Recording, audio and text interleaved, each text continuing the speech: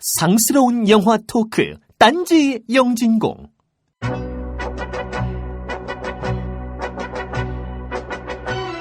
매년 겨울이 되면 우리를 찾아왔던 건 타워링과 스크루지였습니다.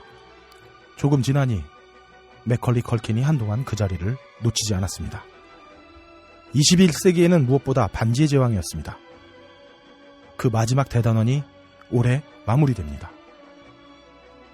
영화 호빗 5군데의 전투입니다.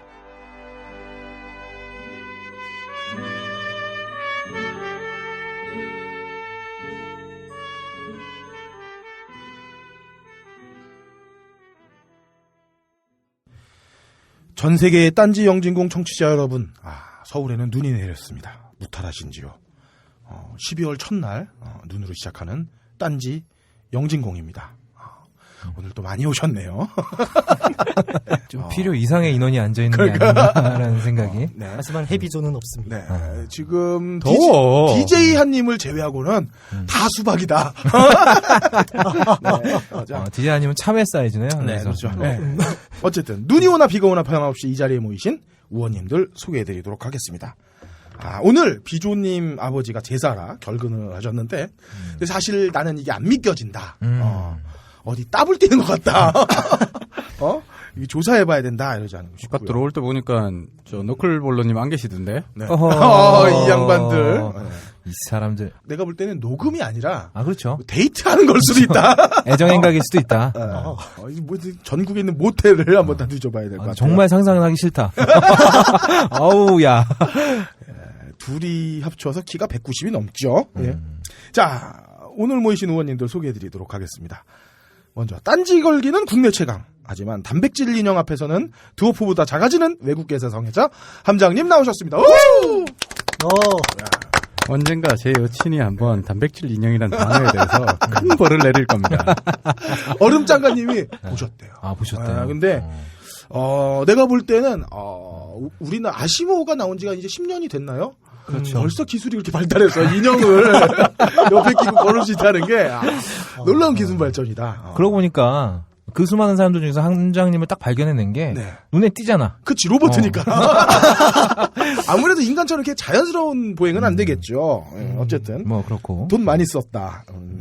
이렇게 마무리하고요. 두 번째로 얼굴 크기는 영진공 최강. 그만 좀 해라. 하지만 립스틱 앞에서는 호빗보다 약해지는 영진공의 공식 꿀성대 거의 없다님도 나오셨습니다. 네, 안녕하세요. 거의 없답니다. 근데 이거 아니면 내가 소개할 게 없다. 적당히 좀 이제. 뭐 그래요. 뭔가 새로운 걸 디벨롭해봐. 뭐 보여줘봐. 얼굴 말고 다른 것도 더 큰 남자. 이런 거 좋잖아. 내가 보면 한번 우리가 같이 사우나 간 적이 없어서 모르겠어. 검증한 이후에 한번. 아무튼 뭐 대단하다는 것만 알아두세요. 네, 그 옆에는 딴딴한 시간에 긴급하게 호출돼서 오신 거의 없다님의 어떤 음악적 한계 때문에 어쩔 수 없이 불려오신 영진공 공식 FA 1호. 하지만 86억은커녕 86원도 못 받은 남자 공황장애님도 나오셨습니다. 안녕하세요. 커피 한 잔에 그렇게 먼 길을 86원 어떻게 좀 드리고 싶은데 제가 원 단위가 없네요. 자, 마지막으로 옥타브만큼은 영진공 최고 음역대. 하지만 야마나 앞에서는 스마우그보다도 더 집착하는 남자 DJ 한님. 안녕하세요. 네. 한겨울에 먹는 팥빙수처럼 차갑고 도도한 사나이 DJ 한동진이라고 해요. 네. 이제 요 캐릭터는 좀 버렸으면 좋겠다 나는. 버릴 수가 없어. 지금 팬이 얼마나 많은데. 그래요. 이분 빼먹을 뻔했네요. 빼먹으면 안 되죠. 딴지 영진공의 갈라드리엘. 어우. 딴지 라디오의 아르웬. 리브 타일러 정도는 오징어 정도로 만들어버린 미모. 박세롬이 엔지니어도 자리를 함께했습니다. 안녕하세요, 박세롬입니다. 이번엔 삐처리 하지 마. 저 한마디만 더 해주세요. 그럼요. 한마디 더 해달라고 하셨어요. 나름 팬 관리 하나 봐요. Amazing. 뭐야, 나 이렇게 쉬운 여잔지 몰랐어. 이지걸. 그럼 뭐해? 우리는 아무도 손대지 못하는. 우리 닿을 수 없는 자리에 있는 분인데. 그렇지. 와, 오늘 눈이 엄청 내렸습니다.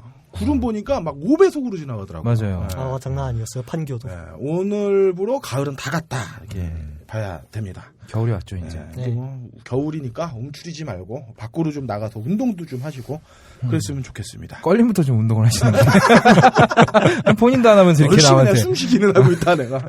자, 지난주 똥 치고 가겠습니다. 먼저 까미우랑그레이님 묻지마 영화제에 대한 배신 그리고 변명에 대한 소고 잘 읽었습니다.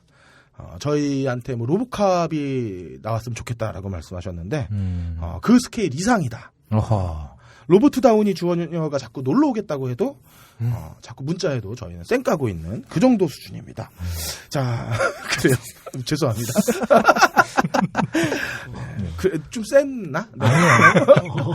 진짜로 보냈어도 껄리면 그 답장을 못 찍잖아. 그러니까 이게 자꾸 영어로 보내 이 새끼야. 자, 모던 씨님 누구에게나 찬란한 보이우드 감상기 감사합니다. 보이우드 저도 봤는데요. 제가 한 줄로 정리를 해보자면 영화의 기법을 세월이 씹어먹는 영화다. 라고 정의를 내릴 수 있겠어요. 사실 이 영화 보면서 특수효과나 영화 기법은 세월 앞에서는 다 필요 없었다. 정말 세월만큼 센 효과는 없다라는 걸 다시 한번 느낀 영화였는데 밋밋해요. 밋밋하고 심심해. 근데 잔잔하다고 표현. 그래요. 근데 그 와중에 그걸 리처드 링클레이터의 그 맛을 좋아하시는 분이라면 꼭 한번 볼만한 이런 영화였고요. 십선비님은 정주행 완료하셨다고 감사합니다. 제발 이런 대화명 자꾸 쓰시면 제가 제가 상스러워지잖아요. 욕 잘 안 쓰는 사람인데 제가. 자, 네. 퓨리 안 다룰 거냐고 여쭤보셨는데 아직 계획이 없습니다. 그리고 영진공일에 자꾸 말씀하시는데 저희도 창피합니다. 네. 근데 퓨리는 정말 짱가님하고 함장님이 한번 다뤄보면 재밌을 것 같다. 네, 그래요. 별로 다룰 내용이 없어요. 저도 뭐 그냥 영혼 담아서 한 얘기 아니에요? 그냥 예의상한 얘기고요. 네. 자, 세미업다님 인터스텔라 후기 감사합니다. 1회 관람이면 족한 영화다 이렇게 말씀해 주셨어요. 다양한 영화의 짬뽕이라는 생각 저도 동의합니다만 제 생각에는 이 인터스텔라의 짬뽕은 저 홍대 마약 짬뽕 초마 수준의 짬뽕이었다라고 생각이 듭니다. 자, 미스터 디케이님의 날카로운 66회 감상 후기도 감사합니다. 다른 무엇보다 택도 없어 보이는 함장님의 앙탈 요 문구가 제 마음에 남았네요. 더불어서 제니퍼 로렌스의 등장 장면도 알려주셨는데 감사합니다. 뒷모습만 나온다고. 네, 그러네요. 네. 두정동민님은 지난해 구한말 드립을 들으면서 이게 무슨 아마겟돈에서 지구에 떨어지는 소행성을 쪼개기 위해 에스퍼맨이 데스스타로 드리프트하는 소리냐고. 그래도 제가 있어서 선박이었습니다. 표현 죽인다. 그래요. 그리고 함장의 재빠른 전차중대 2대 발언 정정도 잽쌌습니다. 전차중대가 아니라 저 소대가 2대라. 저희 아버지가 전차중대 소대장이었는데 네. 제가 중대장이라고 했고 네. 그래서 소대장이시니까 자신이 관리하는 전차가 2대인데 중대장이 2대를 관리하는 것처럼 제가 녹음이 됐기 때문에 정정했죠. 그리고 김태용 PD의 등장을 유일하게 아가씨님만 밝혔고요. 가끔 듣는다님은 66화 베스트 3는 꼬시 잡고 광고 오프닝 제국의 행진 1분 틀어준 거 그거라고 하셨네요. 본문이 형편없었다. 이걸 이렇게 돌려 말해주셨어요. 자, 페어의 컬렉션님은 부산 사람으로서 부산 사상구 감촌동과 괴법동의 사창적을 뽀뿌라 마치라고 불렀다고 알려주셨어요. 이게 참고로 말씀드리지만 저는 가자는 유혹을 받았지 실제로 가보지를 못했어요. 참 안타깝습니다, 제가. 껄림이 보면 이렇게 기억하고 싶은 것만 골라서 기억을 하시는 것 같아요. 원치 않는 기억은 삭제하는 기능이 있으신 것 같아요. 가자까지 어떻게 가요? 학생 때. 그랬어요? 예. 그리고 그럴 걸 친구로 할 걸림에 빅히로 6와 더맨더머 2 감상평도 감사합니다. 더맨더머 당시에 썸 타던 아가씨와 봤던 추억 그리고 20년 후에 마누라와 딸과 함께 보는 시점 조시 묘한 감정을 일으켰다고 하셨네요. 네. 조심하세요. 걸리면 죽는 겁니다. 네. 걸리시면 엄마라고 우기시기 바랍니다. 업다님처럼. 자, 맥주왕님의 퓨리에 대한 자세한 감상기도 감사합니다. 스포에 대한 센스 있는 처리. 이게 저도 배워야겠어요. 노란색에 흰 글씨를 써가지고 그렇죠. 드래그하지 않으면 볼 수 없게끔. 그걸 녹음해서는 어떻게 구현하실 건가요? 그렇네요. 그건 내가 고민할 게 아니지. 박세롬이 엔지니어가 고민해 주셔야죠. 삐처리는 뭐. 근데 지금 뭐 전혀 생각 없는 얼굴인데 내가 알게 뭐냐 뭐 이런 생각이. 자, 붉은 수염님 마크 해밀 출연분 제보 링크도 감사합니다. 이분. 제가 생각해보니까 윙 커맨더는 안 해봤어요. 비행 저도 아는 취무를 것 같아요. 대부분 아, 건너뛰었어요. 안 했어요? 예. 그 MS에서 나왔던 그 비행기 플라이트 시뮬 있죠, 플라이트. 음. 예, 그것도 깔아만 놓고 안 해보고 예, 대부분 건너뛴 것 같아요. 대부분 불법으로 다운받으신 분이 게임을 잘 안 해요. 그래 돈 주고 사면 돈 아까워서라도 하죠. 네, 하죠. 아, 근데 나이 먹으면 또 돈 주고 사도 안 해. 나이 먹으면 돈 주고 사도 아직, 정말 안 합니다. 언차티드 3 아직 못 깨고 있어야죠. 자, 괜찮다 소독했다님. 염승희 씨의 뉴런간 시냅스가 어떻게 작동되는가를 고찰해 주셨어요. 네. 그렇게 시냅스가 연결된 사람을 우리는 덕후라고 부릅니다. 이거는 상당히 위험한 발언이라고 생각합니다. 시냅스는 저마다 연결이 다 다르겠지. 그런 사람을 덕후라고 몰아붙이면 듣는 덕후들이 섭섭할 거예요. 네, 그래요. 알겠습니다. 여기 앉아있는 염승희 덕후도 덕후다. 섭섭해. 예. 자, 지그프리드님의 옥소리 대한 추억도 감사합니다. 함장님 떠날까봐 되게 걱정하시는데 걱정하지 마세요. 네. 함장님은 볼모입니다. 볼모. 악마와 계약이 돼 있어서 못 도망칩니다. 자, 애국학자님 염림 쉴드를 위해서 역사 해석에 틀린 건 있을 수 없다고 강조하시면서 해석이 공리적인 판단인 틀리다 맞다 등의 평가로 이야기할 수 없다고 하셨네요. 네, 이 부분 반성합니다. 네, 저 다만 반론의 여지가 있다면서 반론을 8추를 공리적 판단의 잣대를 빼더라도 결론은 틀렸다. 나 이렇게 얘기하란다. 야 이거 뭐 손으로 때리고 있는 애를 야 그때 그렇게 때리지 말라 이래놓고 돌로 찍은 거죠. 네, 그렇죠. 네. 자, 프레리동님. 후반부 조선시대 이야기에서 뿜게 해주셔서 고맙다고. 이분은 시냅스가 개그로 갔네요. 저희도 10번을 뿜었습니다. 하하더리님께서도 구한말이 역시 아쉬웠다 하시면서 딴따라에서 다룬 리퍼블릭 코만도의 코러스는 만달로리안의 언어로 부른 노래이며 에피소드 1 결투씬에 나오는 코러스는 산스크리트어요. 스크리트어. 알려주셨습니다. 예. 이런 걸 왜 하시는지 모르겠어요. 예. 자, 에브락사스님의 긴 한탄에 에휴 하는 장탄식. 이건 뭐 박세롬 엔지니어의 아까 전에 그 반응을 이끌어내셨어요. 그 애끓는 한 남자의 절규. 언제 한번 초대해가지고 커피라도 한 잔 드시게 했으면 좋겠는데 저희가 박세롬 엔지니어에게 그렇게 요구할 권한이 없습니다. 그렇습니다. 그냥 벙커를 한번 찾아보시면 생각보다 쉬우니까. 죄송합니다. 더 이상 우리의 박세롬이를 건드리지 마라. 네, 알겠습니다. 여기까지만 하겠습니다. 네. 자, 쿨라사케님은 왜 DJ야님 출연 안 하냐고 보채셨어요. 나왔네요. 그래서 오늘 나왔습니다. 자, 이번 회차의 갑은 껄림이었다는 촌촌이님의 어떤 식견에는 깊은 동감을 표합니다. 덕후와 비덕후의 의견 출동을 의견 충돌을 객관적 입장에서 보게 된 소중한 기회였다고 반면교사 삼겠다고 반면교사식이나 하셨어요. 예. 자, 조롱이 아빠님은 트래키를 위한 방송은 언제 하냐고 협박하셨습니다. 이건 진짜 건드리기 참 어려운. 스타트랙이 소식이네. 사실 스타워즈보다 더 무섭죠. 그럼요. 네. 더불어 깨알 같은 함장님 디스. 감사합니다. 중대 편지에 대해서 정확하게 말씀해 주셨어요. 자, 아도니스 78님, 염님의 패턴이 사격할 때 멀가중 이거 여성 청취자분들 잘 모르실 텐데 멀리 중간 가까이 이런 멀리 뜻입니다. 가까이 예. 중간이죠. 그래요? 멀가중이라고 그래요. 읽어놓고 멀리 중간 가까이라고 그러면 어떡해요. 미안해요. 네네. 예. 어쨌든 염님이 준비가 된 멘트가 아닐 때는 3000% 빠지면서 우원들의 집중포화가 이어진다고 하셨는데요. 정확한 얘기였어요. 근데 더 확실한 게 있습니다. 원고는 그보다 훨씬 멀리 간다. 그나마 우리가 잡은 거다라고 말씀드릴 수 있고요. 이것도 있을까님은 둠이 IPX를 위한 램플레이가 가능했다고 알려주셨습니다. 됐구나. 예.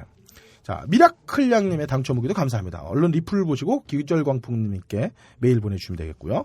자, 신샘님의 스타워즈 디자인과 독일군 디자인의 유사성에 대한 이야기도 감사합니다. 근거가 있는 이야기죠, 이거. 그렇죠. 예. 민주주의 투표로 민주주의를 없애는 현실은 대한민국에서도 일어나고 있습니다. 생귤아빠님, 생귤이도 이 게시판 오는데 뽀프라마치에 대한 이렇게 상세하고도 접하지 않으면 알 수 없는 얘기. 매우 위험하다. 근데 생귤이 이제 수능도 받고 성인인데 뭐. 그래도 아빠인데. 난 이분의 글에서 제일 빵 터진 거는 맥양 해비뉴. 근데 뭔가 있어. 근데 맥주 양주 거리, 카드 환영 이런 거. 뭐 야월, 뭐 밤나비 뭐 이런 제목에 있는. 자, 그리고 오랜만에 오신 얼음장가님의 함장님 단백질 인형 구경기도 감사합니다. 그래요. 그리고 아치와 씨박은 신해철 씨 관련해서 한번 해볼 용의가 없냐고 여쭤보셨는데 이 애니메이션은 사실 대한민국 만화사의 돌연변이처럼 나왔던 걸작 그래요. 중에 하나죠. 예. 언제 기회가 되면 한번 다시 풀어볼 날이 있지 않을까 싶습니다. 이게 아마 목소리가 류승범? 네, 이었었나? 유성분도 있고 라젠카? 아니 아치와 시팍에서 아치와 시팍이요. 아치인가 시팍인가가 아마 시팍. 예, 시팍, 류승범이었을 시팍, 거예요. 예. 그래요. 자, 지유애비님의 디즈니 항복 선언문도 잘 읽었습니다. 그래도 항상 쌍제이는 뒤통수를 칩니다. 한 번도 뒤통수를 안 때린 적이 없죠. 그렇죠. 로스트처럼 아마 다 죽은 걸 수 있어. 왜 로스트 스포를 지금 해요? 로스트 아직 다 본 사람 끝난 지가 몇 년인데. 아직 안 보고 있는데. 본인이 당했군요, 스포를. 우후우후님이 건국 대통령 이승만 영화 진행 과정. 난 이런 얘기 처음 들어봤어요. 가상 예매표 2,800만 매 돌파. 가상 메이포는 도대체 어디서 사는 건가요? 그거 이미 이렇게 구매를 해줬을까요? 뭐. 감독이 감옥에서 영화를 찍어야겠네. 어떻게 하지? 감독이 뭐 바뀌었다는 얘기는 네, 들립니다만. 그래요. 근데 보니까 진짜 놀라운 건 뭐냐면 추진위원회의 부총재, 대표회장, 상임회장, 공동회장, 대외협력본부장, 재정본부장, 아이고야. 해외총괄본부 도대체 사무총장, 사무처장, 총무 이건 또 뭐야? 원래 그 실속 없는 모임에 그렇게 장짜 붙인 사람들이 많아요. 그냥 총무 한 명만 있으면 될 것 같은데. 명함에 한 줄 들어가기 위해서 참 열심히들 노력하십니다. 어쨌든 놀랍고요. 근데 우리는 왜 저기 그 3천만에 들어가지도 못하죠? 그러니까 우리가 쩌리인 거예요. 쩔인 거죠. 자, 간단한 거예요. 예. 그 밖에도 팟빵에 글을 남겨주신 오솔길, 공산닭, 허허, 고이명박, 파파504, 이덕화의 사랑과 정열을 그대에게 멘트는 로얄디 광고가 맞다고 알려주신 배드뉴스 성진, 케르사의 22, 이웃집 염승이.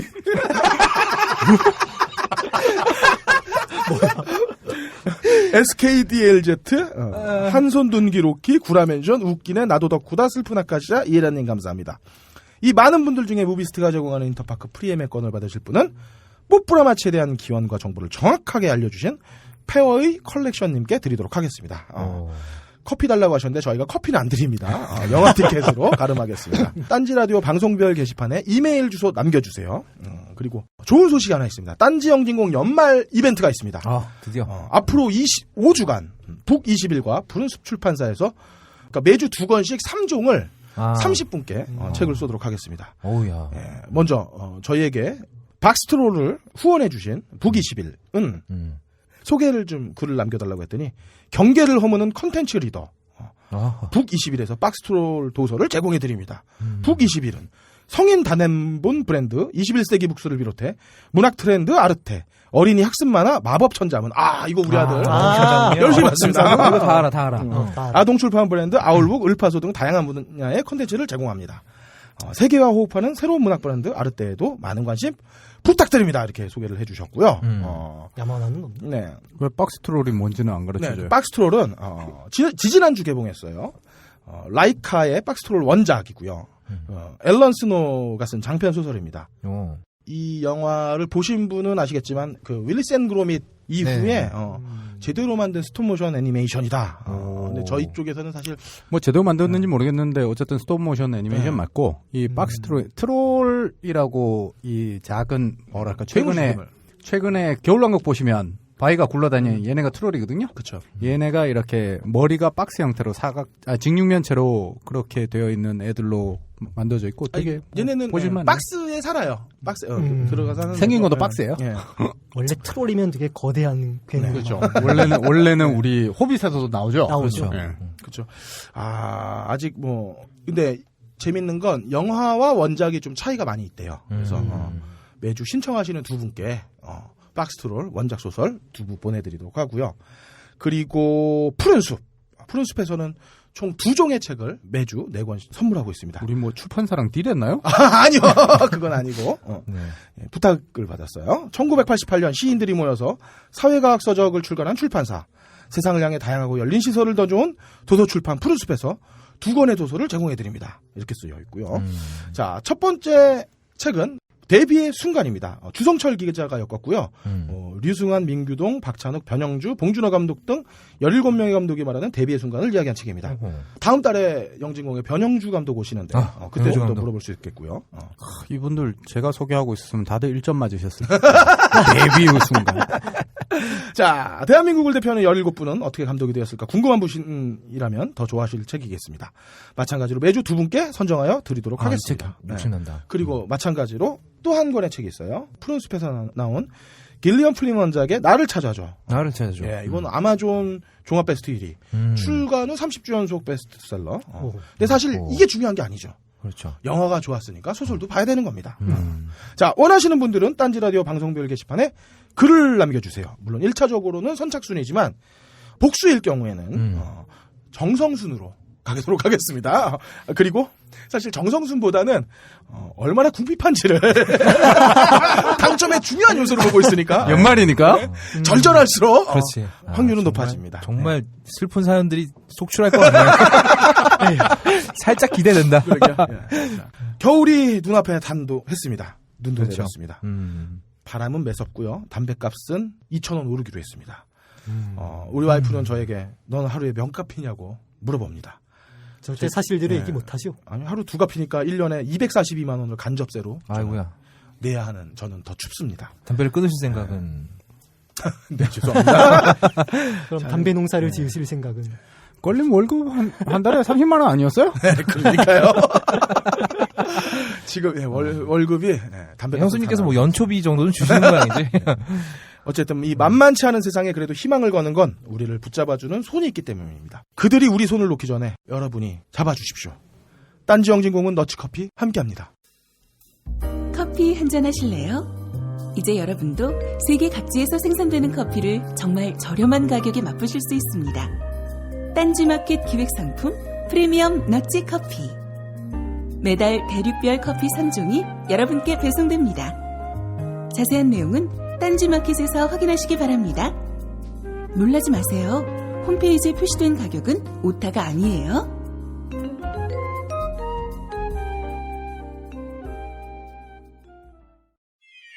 발가벗겨 디벼보는 영진공 전당포. 자, 전당포 시간입니다. DJ 한님. 네, 안녕하세요. 네. 근데 왜 이렇게 처음에 다운되셨죠, DJ 한님 오늘? 네. 나올 때보다는 지금이 훨씬 편해졌어요. 자, 오늘 호빗입니다. 예, 호빗이죠. 그것도 참 손대기가 쉽지 않은. 반지유지 형보다는 뭐 그렇긴 한데. 사실 한 10년, 20년 전만 해도 판타지라고 하면 이게 뭔지 모르는 사람들이 되게 많았거든요. 그렇죠. 뭐 지금은 완전히 자리를 굳혔지만요. 도서대여점 가면 이제 이곡갱물이라고 하죠. 아시는 분들 아시겠지만 이 세계로 고개생이 날아가서 깽판 치는 그런 그걸 다 이곡갱물이라고 해요. 이런 게 이게 아주 주류가 됐어요. 그냥 뭐 이제 다 날아가요. 그냥 뭐. 이제 뭐 아마 도서대여점에서 판타지 소설 좀 보신 분들은 아시겠지만 이 세계로 날아가지 않은 직업이 없어요. 정사꾼도 날아갔죠. 뭐 거기다가 뭐 무슨 뭐 초딩, 중딩, 초딩, 뭐 대딩, 뭐 조폭도 날아갔고요. 제가 본 것 중에 방위가 날아간 것도 있었어요. 가장 마지막에 제가 어떤 생각을 했냐면은 그래 이제 한번 철가방을 날려보자. 그래가지고 철가방이 이제 그 판타지 세계에 똑 떨어져가지고 중화유리sob을 열어가지고 대성공을 하는 거예요. 그래가지고 그 세계를 정복하는 거죠. 오크한테 파나요? 뭐 그 자세한 구상은 일단 뭐 넘어가고. 그런데 지금 아마 그 철가방도 여러 날아갔을걸요. 모르긴 몰라도. 정말 그런 소설들이 있구나. 있어요. 많이. 그냥 뭐, 이게 처음 트렌드가 묵향이었나요? 묵향. 그렇죠. 그게 그렇죠. 묵향 고등학교 때 엄청 봤지. 이제 묵향이 나오다 이제 더 이상 어떻게 할 수 없으니까 얘가 작가가 리셋을 시키더라고요. 이게 이놈이. 스토리를 리셋 시켰다고 들었어요. 무서운 놈. 돈은 계속 벌어야 되니까. 호빗 갈 길 멉니다. 멀긴 먼데 그 먼 길을 가기 위해서 거쳐야 될 그 난관이 있어요. 그 난관은 내 얘기를 듣는 거야 일단. 그래. 셔터 마우스. 어쨌든 8, 90년대 뭐 그 당시에는 이제 그래도 그 오덕들 사이에선 판타지가 별로 낯설지가 않았어요. 뭐 이제 아마 공황장애님이 고개를 끄덕끄덕 하시는 거 보니까 이제 뭔가 좀 아시는 분이시네 이거. 이게 뭐 이를테면 아마 그 로도스 섬전기 같은 거 혹시 들어본 적 있으세요? 예, 들어본 적 있어요. 그런 게 이제 또 일본 만화나 이런 거 좋아하는 오덕들 사이에 퍼지면서 환타지란 이런 거구나라는 게 도리어 일본 만화나 애니메이션 통해서 좀 유입이 된 그런 상태였죠. 그 당시에는. 그런데 그렇죠. 이게 한국 사람들은 북구신화보다 일본을 통해서 더 그렇죠. 쉽게 접했죠. 북구신화도 이제 일본 통해 가지고 뭔가 좀 변형된 형태로 접하고 했으니까. 그렇죠. 그런데 이래서 북구신화를 접한 것도 아마 모르긴 몰라도 은하영웅 전설에서 처음 들어본 사람들이 꽤 많을 거예요. 그렇죠. 맞습니다. 네. 그런데 이게 상황이 확 달라진 게 방금 아까 얘기한 그 반지의 제왕. 네. 그거 영화 한 편 딱 개봉하고 나니까 그렇죠. 다들 그냥 뭐 환타지란 이런 거구나. 졸라 재밌네? 막 이러면서 막 갑자기 이게 환타지가 되게 일반적인 장르가 된 거예요. 그러면서 뭐 이제 그럼 뭐 비슷비슷한 환타지 영화들이 또 나오고 뭐 사람들이 또 찾아보고 뭐 이게 그러니까 주류 미디어가 그냥 파워라는 게 바로 이런 거예요. 이거 이게 영화라던가 뭐 아니면 이런 거 한번 대박 터지면 사람들이 확 알게 되잖아요. 그러니까 그 새머리당 일이 절대 새머리가 아니라니까 애들이. 그렇죠. 저는 그 지난번 우리 모임 때 얘기도 했지만 우리가 지는 순간은 새누리당을 얕잡게 보는 순간 지는 거다. 그러니까 정말로 무섭고 똑똑한 애들이다. 그래서 우리는 늘 지고 있다. 계속 얕잡게 보고 있기 때문에. 그게 문제다. 이건 우리가 각성을 해야 된다. 공부해야 된다, 걔네들을. 그게 참 힘든 일이다. 네. 그게 정말 견디기 힘든 일이다. 상대가 똑똑하다는 사실을 인정하기가 참 힘들어서 그런데. 이 씨발 버티컬 리미트에다가 복지를 들이대는 애들을 내가. 근데 인정을 해야 된다. 똑똑하다. 똑똑하다 인정. 이러니까 담배를 못 끊는 거야. 그러니까 판을 잘 짜는 거예요. 버티컬 리미트를 가져와서 버티컬 리미트에서는 그 선택이 선이라고 믿게 만든 영화이기 때문에 잘라내는 게 선이라고 프레임을 만들어주는 것 자체가 얘네가 진짜 똑똑하다는 얘기인 거예요. 그래? 그냥 막 갖다 붙인 게 아닌 거지? 그러니까, 그래요. 어쨌든. 그게 아니라 넘어가시죠. 네. 이런 얘기는 일단 넘어가고 어쨌든 간에. 저희는 파파이스가 아니니까. 네. 아이언맨도 아니고. 이거 길게 하면 재미없어. 그리고 반지의 제왕은 뭐 다들 알다시피 이제는 뭐 서점에서 흔히 보이죠. 반지의 제왕 책 같은 거는 이제 이 원작 소설은 이제 J.R.R. 톨킨 소설의 원작인데 쌍알이에요. 이 사람이 풀네임이 존 로널드 로엘 톨킨. 야, 이 풀네임 진짜 멋지지 않아요? 이 판타지 작가한테 딱 어울리는 이름이라니까 이게. 나도 한 더글라스 동진 이러면서 조금 흥미하지 않아요? 더글라스 동진 이러니까 에로 배우 같은데. 그러면 더블 D잖아요. 쌍디. 쌍디. 더블 됐다. 괜히 얘기했다. 어쨌든 이 톨킨이 반지의 제왕을 쓴 게 1937년에서 49년 사이라고 해요. 근데 길게 쓰셨네요. 한참 또 전쟁이 또 겹치고 하는 이런 시기였죠. 그래서 그런지 몰라도 실제로 이게 책으로 출판된 거는 1954년도에 출간이 됐다고 하더라고요. 그래서 이제 소설 후반부에 좀 음산한 분위기가 좀 많이 감도는데 이게 2차 대전 영향이 아니냐라고 보는 사람들도 있는데요. 톨킨 본인은 아니다, 그런 영향은 없다라고 되게 강하게 부인했다고 하더라고요. 뭐 이유는 잘 모르겠지만. 그래서 원래 니벨룽겐의 노래라고 북부 네. 신화가 있는데 네. 그걸 처음으로 바꾼 게 이제 바그너가 니벨룽겐의 반지를 게르만 신화를 넣어가지고 만들었고 이제 톨킨은 그 니벨룽겐의 노래를 가지고 영국 신화를 넣어가지고 만든 게 이제 반지의 제왕 스타일이 되는 거죠. 그래서 항상 그 끝은 음산해요. 또 베오울프도 좀 섞고 했으니까. 좀 음산해요. 그 동네가 또 음침한 동네. 해가 1년에 반이 안 드니까 음침하지. 뭐 그래서 이제 우리나라도 보면 그런 톨킨 소설들을 보면서 이제 그런 빠돌이들이 되게 많이 생겼어요. 그래가지고 이제 톨킨 소설 최고 뭐 톨킨이 이제 뭐 다 판타지를 만든 거야 막 이렇게 믿는 사람도 되게 많은데 절대 그렇지 않아요. 이게 어떤 서브컬처가 됐건 이게 혼자서 다 만드는 경우는 전무하다고 볼 수 있거든요. 네. 실제로 이제 그 진짜 환타지의 원조라고 한다면은 1932년에 미국의 위어드 테일즈라는 이제 펄프 픽션 잡지에 연재된 소설, 로버트 E. 하워드의 소설, 바로 야만인 코난이 원조라고 할 수 있죠. 네. 실제로. 이게 진짜 그 본격적인 의미의 히로익 판타지라는 그 장르를 개척한 소설이에요, 이게. 그럼 여기도 막 다른 종족들 막 나오고 이러나요? 여기는 인간만 있어요. 네. 인간만 있어요? 네, 그렇죠. 이게 뭐 다들 잘 아시는 이게 그 우리들의 아르놀트 슈바르츠네거 형님께서 주연으로 나오신 코난 더 바바리안 영화의 원작이에요, 이게. 아놀드 형님의 그 근육이 빛났던 영화죠, 그게 진짜. 야, 진짜. 아놀드 슈왈츠네거는 진짜 플레임이 뭔지 모르겠어. 그러니까 늘 보면 아놀드 슈바제네거, 아놀드 슈왈츠네거, 아놀드 슈와제네거. 슈왈츠제네거. 쓸 때마다 달라요. 네. 그리고 또 오스트리아 발음으로 아르놀트 슈바르츠네거라고 한다고. 아, 정말로 그렇구나. 네. 그래서 오스트리아 발음으로 해. 원어 발음을 해주신 원어 거예요? 발음을 해주신 거예요. 웃기려고 그런 게 아니었단 말이야. 내가 발음했는데 웃기는 걸로 착각 그래. 왜 나는 혀가 꼬인 줄 알아가지고.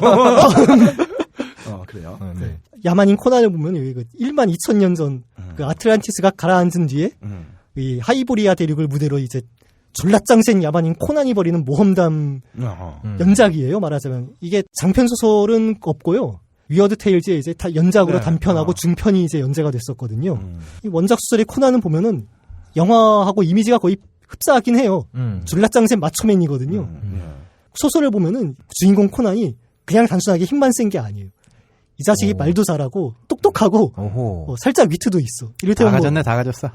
좀 이런 식이에요. 얘가 근데 그런 애들이 고추가 작다? No. 여자 잘 후리던데 무슨 소리예요 이게. 아님 말고요. 이 자식이 뭐 한단 벼야지. 그래야 드럼을 하지. 고립이었잖아, 고립. 항상 내가 머릿속에서 드립이 떠올랐는데 딱 멈춘다, 어디서? 이건 좀 아니다 싶어서 딱 멈추면 한 1.5초 있다가 껄림이 그걸 해. 이거 100%야. 나 지금까지 한 번도 빗나간 적이 없어. 우리 뇌파가 맞는 거죠. 66.5MHz. 66.5MHz. 둘이서 팟캐스트를 만들어요. 66MHz. 진짜 지저분할 거다, 그거. 그걸 누가 들어? 더맨더머. 가시죠. 네, 그런데 보면 이 영화에 나오는 우리들의 아놀드 형님께서는 말씀이 없으시죠, 그분. 말씀이 전혀 없잖아요. 그냥 뭐 이 꽉 담은 채 이제 자기 키만한 칼을 딱 들고는 그쵸. 연락해 폼 잡고 그분은 칼에 찔려도 입을 벌리지 않아요. 그러니까. 근데 그게 왜 그랬냐 하면은 이 형님이 80년대 초반에 이제 그치. 야만인 코난 영화에 나올 때 미국에 온 지 얼마 안 됐던 때였거든요. 영어를 잘 못했대요. 감독이 영어 하는 걸 듣더니 안 되겠다. 넌 대사를 하지 말아라. 그리고 대사를 확 줄였다고 하더라고요. 그래서 우리가 알고 있는 그 과묵한 이미지가 완성이 된 거예요. 순전히 몸만으로도 캐스팅 될 수 있던. 그렇죠. 그런데 뭐 30년대 당시에 연재됐던 야만인 코난 소설에 이제 사파 같은 게 인터넷에 많이 올라와 있는데 그런 사파 이미지를 보면은 영화 속의 코난은 좀 원시인 같은 이미지잖아요. 빤스만 있고. 네, 30년대에 그 사람들이 사파가 상상했던 코난은 무슨 이제 그 로마군 병정 같은 옷을 입고 로마군 단검 같은 칼을 들고 뭐 이런 이미지예요. 일종의 갑옷을 걸치고. 아니 튜닉 같은 옷을 입고 있는 거죠. 그래가지고 그것도 또 조금씩 달라요. 또 그렇겠죠. 사파가마다. 그러니까 그 당시에는 이런 원시인 이미지가 아니었던 거예요. 그리고 실제로 또 코난이라는 게 어떤 이미지가 생기기 전에 이 작가인 로버트 하워드가 좀 일찍 자살을 했어요. 30살 나이에 그냥 자살을 했거든요. 그때까지 이제 이 친구가 21편의 중단편을 완성을 했어요. 코난 시리즈. 그런데 당시에 실제 책으로 이제 나오거나 했던 거는 17편에 그쳤다라고 하더라고요. 그 뒤에 이제 뭐 또 묶여서 나오긴 했는데. 그런데 이제 그렇게 한동안 펄프 픽션계에서 좀 팔리다가 왜 갑자기 다시 또 뜨게 된 게 1970년대. 그때 마블 코믹스에서 이제 이 야만인 코난 만화책을 내놓으면서 이게 다시 뜬 거예요. 사실은. 그런데 이제 우리가 알고 있는 이제 원시인 이미지가 이 만화책을 통해서 완성이 된 거예요. 사실은. 그래서 아놀드 형님의 영화도 이런 만화 캐릭터의 이미지를 많이 빌려온 거죠. 이 성인 취향의 만화라는 건 이 코난의 일단 튜닉을 벗고 나오잖아. 갑바 막 드러내고. 그렇죠. 갑바 딱 드러내고. 거기까지가 성인 취향인가요? 갑바를 드러내는 건 코난 한 명입니까? 여자도 갑바를 드러내요. 됐어요? 그래서 보면은 이제 버락 오바마 대통령도 이제 코난 마니아라고 하더라고요. 데블즈주라는 미국의 군소 출판사가 있는데 거기서 이 사실을 이용해서 버락 더 바바리안이라는 이제 코믹스를 내놨다고 하네. 정말 미국은 대단한 나라다. 이게 어떤 만화인지는 사실 잘 모르겠고 알고 싶지도 않은데. 이게 당연해야 되는데. 그렇죠. 그렇지. 우린 비엔나에 걸려고 그러면은 우리는 뭐 옷 딱 이런 거 쓰고 그래도 괜찮아야 되는데. 우리는 사라진 7시간 뭐 이런 거 아닌가? 더 좋은 소재는 우리가 더 들고 있는데. 더 좋은 소재 들고도 개발을 못 하는 거 아니야. 뭐 이를테면 이런 거죠. 본격 안타깝다. 미스터리. 사라진 7시간. 그렇죠. 개발은 해도 퍼블리싱은 못 하는 거지. 그래서 퍼블리싱을 해도 즐길 수가 없고. 돈을 벌어도 지하 경제로 가는 거겠지. 그래서 또 재미있는 게 이제 이 반지의 제왕 원작자인 톨킨이 이 코난 시리즈를 재미있게 읽었다라고 평가한 사실이 있다는 거예요. 그런데 이게 뭐 반지의 제왕을 쓰기 전에 읽고 영향을 받은 건지 아니면 뭐 쓰는 도중에 본 건지 쓰고 나서 한참 뒤에 본 건지 이거는 사실은 정확하게 모르겠어요. 저도. 이거는 뭐 아마 저보다 더 잘 아시는 분이 이 방송 들으신 다음에 사실은 그게 아니고요. 이렇게 된 거예요 하고 게시판에 글을 올릴 수는 있어요. 아무도 안 그럴 것 같은데. 그래서 뭐 반지의 제왕은 이제 50년대에 출간이 됐고 60년대에 이제 페이퍼백 그러니까 문고본이죠. 뭐 아마 페이퍼백이라고는 다 아실 거예요. 뭐 그러니까 양장본에 반대되는 그렇죠. 뭐 한 담배값 한 개 반 정도 그 두께의 책인데 앞뒤가 이제 그냥 마분지 같은 걸로 그냥 대충 재본돼 있고 가볍게 읽을 수 있는. 종이는 그냥 뭐 한 화장지에 흡사한 재생지로 만들어진 거고. 그래서 되게 싸게 팔리는 그런 책이죠. 이걸로 출간되면서 영미권에서 이제 베스트셀러가 됐다고 하더라고요. 그 다음에 이제 세계 각국으로 막 번역이 됐고요. 그때부터 이제 톨키니스트라고 하는 아까 말한 톨킨 빠돌이들이 생겨났어요. 이게 이 사람들 하는 짓이 아마 함장님이 아시는 스타트랙 마니아들인 이제 트레키들 하는 짓하고 똑같아요. 이게. 저는 잘 모릅니다. 제게 그러시면 안 됩니다. 뭐라고? 당신이 모른다고? 제가 스타트랙 전편을 소장하고는 있지만 아직 다 보진 못했어요. 하지만 대부분은 봤을 거 아니야. 아니요, 플레이 타임이 제 생애보다 덕인데요. 넘어가죠. 네.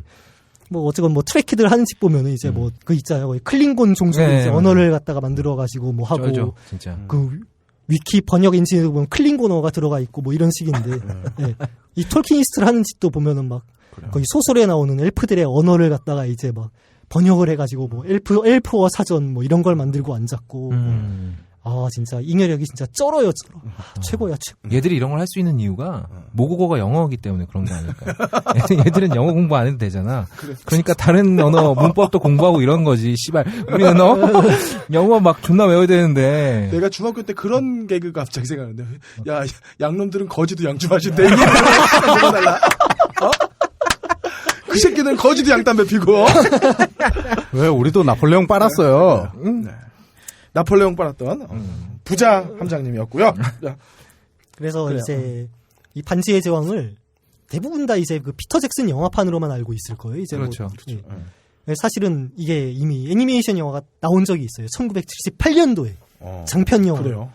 감독은 이제 그 아는 사람은 다 아는 랄프 박시 감독이라고 하면 아마 다 모를 거예요. 이 자리에 앉으신 분들은. 그러네요. 랄프는 아는데. 어떤 주먹왕 랄프. 그 새낀 나도 알아. 벅시도 알고. 벅시 시골? 영화에 나오잖아. 예, 랄프 박시는 이렇게 말하면 알 거예요. 마이티 마우스를 만든 사람이에요. 마우티 마우스. 이게 주제가 그거 나간다 마이티 마우스. 예. 네, 맞았던 것 같아요. TV 애니메이션으로 나왔었죠. 맞아요. 예, 이게 이 사람이 사실은 이제 그 로토스코핑 기법이라고 하는데 일단 사람들의 움직임을 갖다 실제 필름으로 찍은 다음에 이거를 이제 영사를 해가지고 그걸 이제 선화로 따는 거예요. 이렇게 애니메이션을 만드는 이 로토스코핑 기법으로 반지의 제왕을 만들었어요. 이거 노가다겠는데요. 이거? 엄청 노가다죠. 그런데 이게 그렇게 해서 애니메이션을 만들었는데 상당히 괜찮아요. 피터 잭슨 판도 보면 이제 영화를 갖다 한 편에다 못 만들고 3부작으로 나눴잖아요. 그렇죠.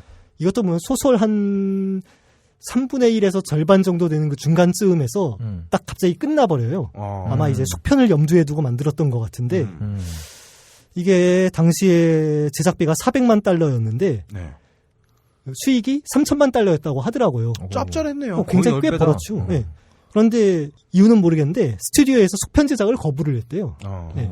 아마 뭐 이제 너무 투입되는 뭐 400만 달러가 지금 보면 아무것도 아닌데 그 애니메이션 같은 거 만드는 비용으로는 그 당시엔 엄청난 거액이거든요. 아마 그걸 감당을 못했는지 뭐 어땠는지 실제로 뭐 3천만 달러 수익이 나도 스튜디오가 버는 게 아니라 이제 또 투자 배급사나 이런 데가 많이 가져가잖아요. 그러니까 그 리스크 대비 수익률이 좋지 않았다 이렇게 판단하면 되겠네요. 당시에 생각해보면 인조인간 만드는데 100만 달러. 100만 불에 그러니까 400만 달러 숫자가 600만 달러나 이 정도였으니까 한 편 더 만들면은 200이 남네요. 만들고.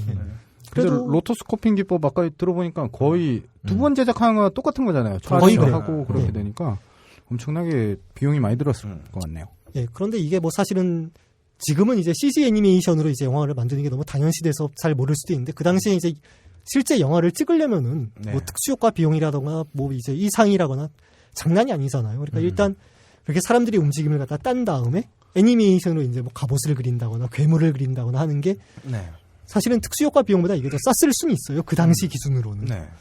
아무튼 랄프 박씨는 이 속편은 못 만들었어도 그 다음에 또 환타지 애니메이션을 하나 더 만들었어요. 파이어 앤 아이스라고.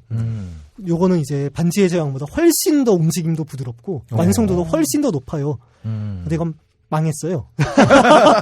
왜요? 재미가 없었나? 나중에 한번 보세요. 진짜 재미없어요.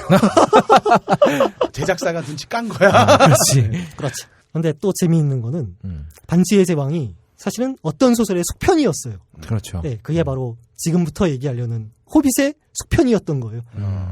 길게 돌아왔네요. 서두가 20분 걸렸습니다. 그러니까 한참 걸린다고 했잖아요. 아, 참 이거 참.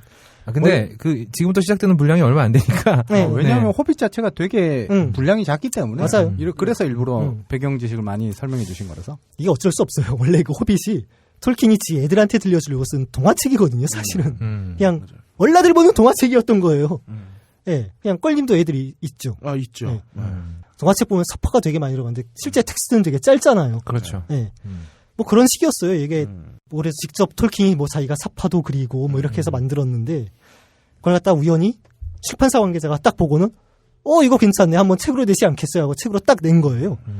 이게 1937년이라고 하더라고요. 그러니까 대단한 게 자기 자식 보여주려고 동화책을 만든 거잖아요. 그렇지. 그렇죠.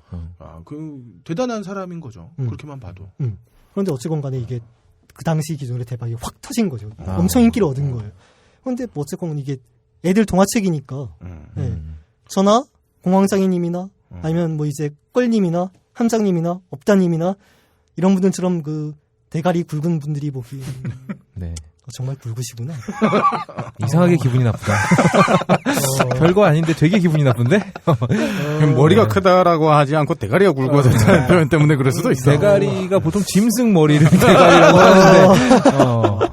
사실 저는 일정 부분 동의하는 게 거의 없다는 인간의 이렇게 영역에서는 좀 벗어나지 않았나 싶어서 납득할 만한 소리다. 대가리. 이따가 짐승이 난동을 부르는 걸 한번. 오늘 기분 되게 안 좋다. 이따 딴 따라 봅시다. 자, 봅시다. 네, 뭐 아무튼 그 다 큰 어른들이 보기에는 어이없는 부분이 되게 많아요. 이 소설이. 뭐 이를테면 영화 처음에 보면 그 간달프, 겐달프 할아버지가 갑자기 쫄래쫄래 뜬금없이 그냥 빌보 집에 쭉 찾아오잖아요. 그렇죠. 그러면 빌보한테 넌 이제부터 도둑이야 막 이런 식으로 막 하잖아요. 근데 이게 영화 볼 땐 되게 어이없는데 소설 자체가 그래요. 그냥 딱 불쑥 찾아와서는 넌 도둑을 해야 돼. 뭐 이런 식이에요. 시작이. 이게 뭐 무슨 뭐 울티마 1에서 뭐 RPG 게임 뭐 캐릭터 만드는 것도 아니고 이게 뭐예요 이게. 공황장애님이 빌보 베긴스 느낌이었나? 이제부터 영진공 응원해야 돼 이러니까 난데없이 걸려왔어. 그러네 정말. 이런 느낌이네요. 빌보 베긴스. 생기는 것도 없이 직사에 고생만 하고. 걸림 설마 지금 자기가 간달프라고 얘기하는 건 아니죠? 내가 흰머리가 그 정도는 있지. 걸리면 건달프. 몽골프. 몽골프 좋다. 갖고 놀고 제자리에만 놔주세요. 오늘 한번 싸움 나겠어요? 아까 전에 저 밖에 빠로 있더라고. 네, 그리고 이제 또 초두에 보면은 이제 그 드워프들이 막 떼거지로 막 쳐들어와가지고 또 그렇죠. 이제 막 식량 창고를 그냥 뭐 다 있는 대로 막 거덜을 내고 뭐 그리고 막 접시 휙휙 집어던지고 막 노래 부르고 막 그렇죠. 갑자기 뮤지컬도 아니고 뭐 하는 거야 막 거기서 벙찐 분들 많으실 거예요. 저 되게 벙쪘었어요. 이게 뭐 무슨 디즈니 백설공주와 일곱 난장이도 아니고 막 그런 느낌이었어 정말. 근데 원작도 그래요. 정말 노래를 부르는군요. 얘들이 접시를 닦으면서 아주 유쾌하게 노래를 불러요. 근데 매너는 있죠. 와가지고 밥 먹고 설거지 한다는 게 쉬운 일은 아니거든요. 그리고 영화에선 되게 근엄하게 나오는 그 참나무 방패 쏘린 이 자식도 같이 어울려서 한 곡조 또 뽑아요. 이 자식도. 참 이 원작에서 한 줄 더 떠요. 그리고 이 난쟁이 자식들이 하프까지 들고 와서 노래를 불러. 엘프도 아니고 난쟁이 자식들이. 팔이 닿나? 닿는 데까지만 하겠지 뭐. 그리고 제가 이걸 하려고 우리 집에 있는 99년도 이제 시공사 번역하는 걸 딱 다시 봤거든요. 이걸 보니까 소린을 갖다가 이름을 소린 오아켄실드라고 써놨더라고 이 자식들이. 오켄실드도 아니고 이게 뭐야 오아켄실드. 이게 독일어야 라틴어야 이게. 시공사니까. 몽골인갑다. 그래요. 막 갖다 붙여놔. 이게 그래서 이 톨킨 온께서 자기가 쓴 소설을 갖다가 번역을 하려면은 이름이나 지명이나 별명은 가능한 현지어로 다 번역을 하라라고 지침을 한 게 있어요. 톨킨이 직접 한 번역 지침이 있었어요. 이렇게. 왜 이 번역 지침을 다른 소설에 적용해서 바스타드 소드를 망나니칼? 망나니칼, 뭐 개자식, 뭐 이런 걸 쓰는 거지? 뭐 그래가지고 이제 90년대 초반에 나왔던 번역본이 있어요. 우리 집에 아직도 있는데 거기엔 그 반지의 제왕이 그 90년대 당시에는 반지 전쟁이라고 나왔어요. 거기서 이제 그 미드러스라고 나왔거든요. 무대가. 최근 판문에서 이제 가운데 땅이 됐잖아요. 네. 폼이 좀 안 나요. 사실 이렇게 바뀌니까 미드러스에서 갑자기 가운데 땅. 그러게요. 네. 아무래도 톨킨이 언어학자다 보니까 아무래도 이런 부분들에 관해 가지고 관심이 많을 수밖에 없는 상황이었겠죠. 그렇죠. 예. 근데 이게 뭐 어떻게 보면 이제 그 무협지에서 중원의 대검객, 독고구검 이렇게 하면 뭐 폼이 나는데 가운데 땅의 칼잡이, 칼구해요. 이게 무슨 칼잡이야? 뭐야 이게? 이거 왠지 칼 가는 사람이 말하는 거 같잖아. 그러니까. 칼 깔아드려요. 뭐 이런 거. 우리도 다 언어 사대주의에 빠진 거야 진짜. 갈구해요. 그리고 이제 호빗 영화 이제 그 1편 마지막에 보면은 사람들이 그거 다 보고 나올 때 다들 한마디씩 하거든요. 그렇죠. 저럴 바엔 독수리 타고 진작에 독수리 타고 하면 되잖아. 이 밥솥이 뭐야 막. 근데 이것도 원작 수술에서 그래요 그냥. 어쩌겠어요. 애들 보는 동안 그렇죠. 허점 투성이지. 이게 앞뒤 딱딱 맞아 떨어지게 쓴 거 아니에요 이게. 세상이 다 그래요. 그럼요. 애초에 우리 그네는 안 찍었으면 되는 거 아니에요. 근데 시련은 어쩔 수가 없어. 그러게. 뭔가 기승전 병이다. 이거.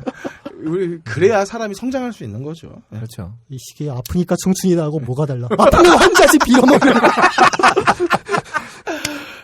근데 이제 문제가 뭐냐면은 우리나라뿐만 아니라 전 세계적으로 반지의 제왕이 먼저 딱 영상화가 돼서 전 세계적으로 극장에서 어마어마하게 선전을 하고 데이트를 쳤잖아요. 그렇죠. 네. 근데 지금 호빗이 딱 영상화되면서 반지의 제왕의 프리퀄로 선전이 되고 있는 거예요. 전 세계. 우리나라는 물론이고. 그렇죠. 네. 말하자면 얼라들 보는 동화였던 호빗이 대서사 에픽 판타지처럼 보여야 된다는 거예요.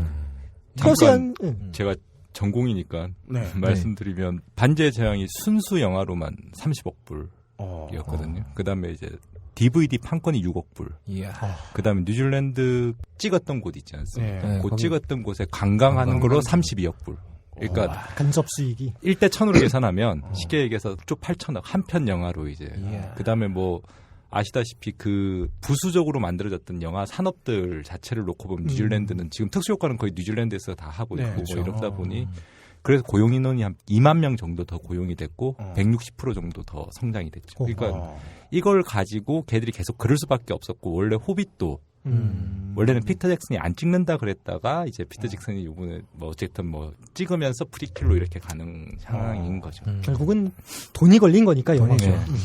그래서 막 아이언맨이나 이런 거 자꾸 서울에서 찍었고 뭐 이러려고 하는 건가? 그렇죠. 돈이죠, 돈.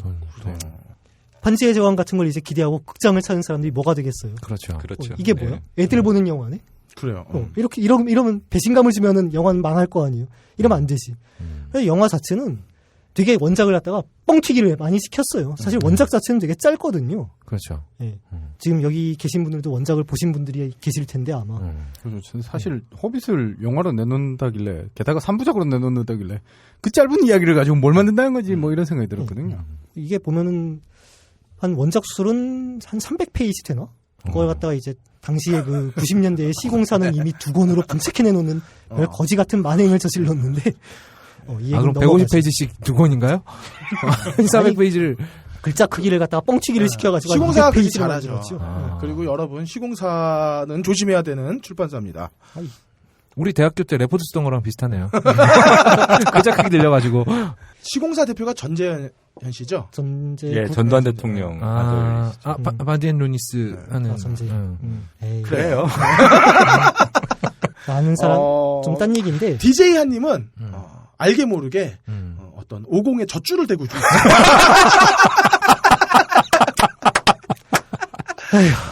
사람은 자신도 모르는 사이에 나쁜 일을 하게 마련이죠. 좀 딴 얘기인데 나는 애니메이션 관계 중에 한 명이 그러더라고요. 그 대머리 그 자식이 좀 나쁜 짓을 한 건 사실이지만 그 아들들이 시공사 같은 걸 해가지고 문화사업에 환원을 하고 있으니 좋은 거 아닌가요? 그래서 제가 그랬죠. 그럼 김정일이도 북한에서 영화 만들어가지고 문화사업에 환원하고 있으니까 졸라 좋은 놈이네? 이거는 욕하는 거. 욕하는 찍소리를 못하더라고요, 진짜. 아무튼 간에 그 1편 중간에 보면 왜 엄청나게 산만한 거인들이 막 싸우는 장면이 있어요. 한 5분 정도 한 되게 비중 있게 나오잖아요. 네.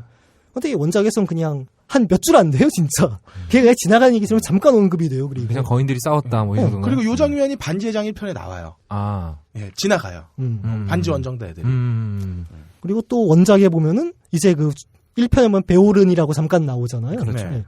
이 엄청나게 거한이죠, 거기선. 실제로는 뭐 곰으로 변신하고 이런 인간인데, 뭐 원작 수술에 보면 이 베오른 집에 찾아가는 장면이 되게 코믹하고 길게 묘사가 돼요. 이 부분이 되게 웃긴 부분이거든요. 일부러 애들 보기 좋으라고 막 되게 코믹하게 썼어요, 그 부분을. 이 부분이 또 이배로 길어요. 원작에선 영화에선 도리어 이분은 축소를 시켰어요. 예, 과감하게. 웃기면 안 되니까. 그렇죠. 그리고 1편, 2편을 보면은 이제 아조그라는 오르크 두목이 악역으로 나오잖아요. 예, 그 참나무 방패 소린한테 이제 팔 잘리고 뭐 이런. 그렇죠. 예. 근데 원작에서 사실 얜 이미 죽어 있는 상태예요. 예. 맨 마지막에 전투씬에 이 오르크 부대를 이끌고 나타내는 게 아조그의 아들 이 볼그라는 설정이에요. 원작에서는. 예. 아조그는 그냥 이름만 언급되는 거예요. 사실은. 그리고 원작 호빗 소설에선 레골라스는 아예 안 나와요. 네. 올랜드 블룸 팬들은 가슴을 쓸어내리고 안도할 만한 사실이지만 영화에선 그렇죠. 나오죠 어쨌든. 그렇죠. 엘프가 늙는구나. 시간을 거꾸로 먹는. 아니 엘프는 회춘하나 봐 나이 먹으면서. 그런가 봐. 벤자민 버튼 같은 거죠. 사실 레골라스가 거기서 나올 하등의 이유가 없는데. 돈이니까. 그렇죠. 돈이 돼야 되니까. 그리고 그 당연한 얘기지만 난쟁이란 연애 플래그가 꽂히는 그 엘프니어 또 나오잖아요. 네. 이름은 까먹었는데. 저도 이름은 기억 안 나네요. 걔도 당연히 소설에는 안 나와요. 네. 그 2편에서 보면은 난쟁이들이 맥주통을 타고 막 내려다 오르크하고 막 엄청나게 신나게 막 싸우잖아요. 그렇죠. 안 나와요 소설에는. 원작에서는 그냥 난쟁이들은 맥주통에서 떼굴떼굴 구르다가 오버히트나 하고 있어요. 이 한심한 놈들 같으니라고. 그리고 원래 그 호빗 소설에는 반지가 처음 나왔을 때 이게 그냥 몸을 감추는 특수 아이템 정도로만 딱 설정이 됐다고 하더라고요. 이게 대마왕 사우론의 절대 반지라는 설정은 톨킨이 이제 속편인 반지의 제왕을 쓰면서 덧붙였다고 하더라고요. 이건 정말 대단한 반전이다. 그러니까. 그 동화에서 그냥 아주 간단한 눈속임을 위한 툴로 사용되던 게 이게 하나의 거대한 투명망토 아이템이 같은 되고. 그게 니벨룽겐의 노래의 핵심이 이제 절대 반지. 그래서 뭐 니벨룽겐의 반지. 거기에 이제 바그너 오페라, 그 다음에 툴킨도 거기서 이제 또 니벨룽 반지 이렇게 가는 거예요. 쟤들 반지 되게 좋아해요. 성배 반지 뭐 이런 거. 지금 딴지 영진공의 반지는 박세롬 엔지니어. 맨 처음에 그냥 단지 엔지니어로 들어왔는데 안녕하세요 한마디로 그 절대 권력의 중심에 서서 동의한다. 항상 느끼는 거지만 이런 얘기 듣고 전혀 부끄러워하지 않아요. 야, 이거 뭐 깡이 좋은 건가요? 근데 저는 호빗 2편에서 그 빌보 베긴스가 반지를 너무 자주 사용하길래 움찔움찔 놀랐어요. 저거 저렇게 쓰면 안 되지 않나? 그렇지. 근데 제가 그걸 반지의 제왕을 먼저 봤기 때문에 드는 생각이었던 거죠. 이게 쉽게 중독되지 않는다. 그러니까. 게다가 아직 그 사우론이 각성하기 전이니까 그 그쵸. 상태는. 이거는 뭐 제가 인터넷에서 본 정보인데 원래 호빗이 초판본 작가가 처음 썼을 때는 골룸이 그 반지를 빌보한테 선물로 주는 설정이었다고 하더라고요. 아 그래요. 그런데 이제 반지의 제왕을 쓰면서 앞뒤를 맞추느라고 빌보가 이제 동굴에서 반지를 발견하는 걸로 설정을 딱 바꿨다고 하더라고요. 불쌍해. 영원히 고통받는 골룸. 그래서 이제 반지의 제왕 소설 처음에 보면은 빌보가 예전에 썼던 얘기는 다 꾸며낸 거였다. 사실 그가 반지를 발견한 진짜 경위는 이러했다고 막 썰을 막 푸는데 그게 바로 그 때문이라고 하더라고요. 그래요. 그리고 뭐 이제 영화 2편에서 보면 또 용하고 그 스마우그하고 또 막 엎치락 뒤치락 하면서 피 터지게 싸우죠. 정말 팍 터지게 싸우잖아요. 베네딕트랑. 네. 그게 근데 소설에선 그렇게 팍 터지게 안 싸워요. 이 원작에선요. 이 난쟁이 이 새끼들이 그냥 빌보한테 온갖 부순 일은 다 시켜놓고 지들이 그냥 팔짱 끼고 구경만 하고 앉았어요. 와, 이 진짜 백설공주와 일곱 난쟁이들도 이놈들보단 용감히 있을 거야. 기가 막혀가지고. 마치 그리고 인터넷에 도는 짤방. 마치 삽질은 나 혼자 하고 뒤에서 이렇게 발짝 끼고 시키는 그게 떠오르는데요. 그리고 뭐 2편 말미에 보면은 또 이제 뭐 밀수꾼 바드가 뭐 나타나서 사실은 왕의 후손이었다. 뭐 그리고 용의 가슴께에 뭐 비늘이 빠진 부분이 있고 뭐 저기 보면은 뭐 무슨 화살을 달리는 뭐 다이가 하나 있고 그렇죠. 뭐 네. 복선을 쫙 깔아놓잖아요. 이제 뭐 이런 깔아놓으면 이제 3편에서 뭐가 어떻게 될지 뭐 아무리 바보라도 짐작이 다 갈 거예요. 사실은. 그렇죠. 네. 그런데 이제 원작술에서는 뭐 바드가 왕의 후손인 건 맞는데 뭐 밀수꾼이 뭐니 하는 설정은 영화에서 갖다 붙인 거고 그리고 용이 가슴께에 뭐 비늘이 뻥 뚫려 있다라는 그거는 그것도 영화만의 거예요. 사실 원작 소설에는 용이 입고 있는 다이아몬드 조끼 가슴께에 구멍이 뚫려 있다고 설정이 돼 있거든요. 조끼를 입고 있나요, 용이? 용이. 다이아몬드 조끼를. 그럼 그건 패션 감각이 있는데. 구멍 뚫린 다이아몬드 조끼를. 그럼 그건 맞춤이겠다. 테일러드. 테일러메이드. 테일러드랜다 씨발. 영원히 동사로 고통받고 있는 거의 없다님. 씨발. 영어를 하지 마라 이 내가. 테일러메이드.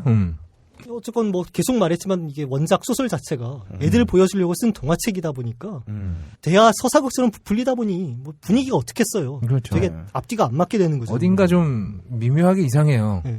보고 있다 보면. 그렇죠. 이게 뭐 말하자면 콩쥐 팥쥐를 갖다가 뭐 대하 역사 드라마로 만들겠다라는 그거 똑같거든요, 사실. 그래요. 네, 우리나라 호러 영화 중에 콩쥐팥쥐 만들었다가 제대로 한번 마른 적이 있었죠. 그리고 이제 또 반지의 제왕 그거 프리퀄이라는 걸 또 선전을 하다 보니까 이제 뭐 사우론의 부활이나 모르도웰의 뭐 부활이나 맞아요. 뭐 이런 걸 또 암시하고 뭐 보여주고 하느라고 또 뭐 메인 스토리 전개가 좀 많이 산만해요. 이게 그렇죠. 보면은. 네. 여기 갔다 저기 갔다 막.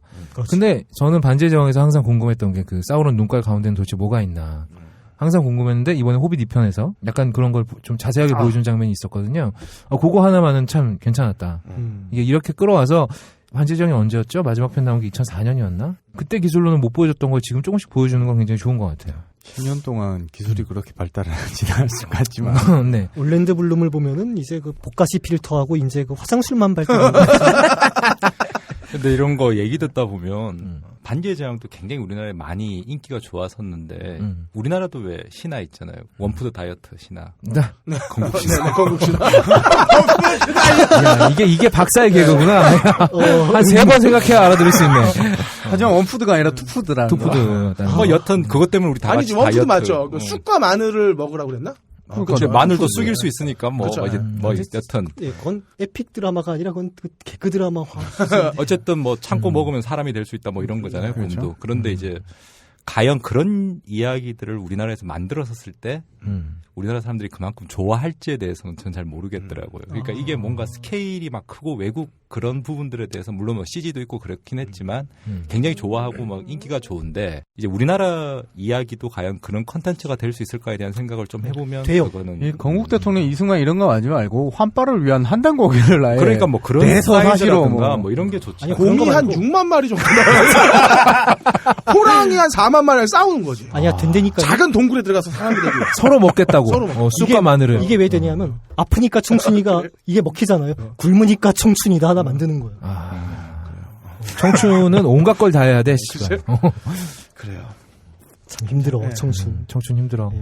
어쨌건 간에 뭐 그래도 반지 그 호빗 뭐 이러쿵저러쿵 해도 액션은 죽이잖아요. 네. 그렇죠. 그거 보려고 가는 거지 뭐 사실 뭐 별거 있어요 그게. 이제 곧 나올 3편이 언제 나온 개봉한다고 했죠? 3편. 12월 중순에 개봉합니다. 예. 얼마 안 남았네요, 이제. 이제 3편은 보나마나 뭐 뻔하죠. 용이 이제 어떻게 꼬꾸라지느냐에서 시작해가지고 계속 선전 때리고 있는 5군데의 전투가 어떻게 될 것이냐 이걸 갖다가 딱 할 텐데 뭐 원작 수술에서 사실 이 부분은 한 수십여 페이지도 안 되거든요. 어허. 그 5군데의 전투는 제가 집에서 세봤어요.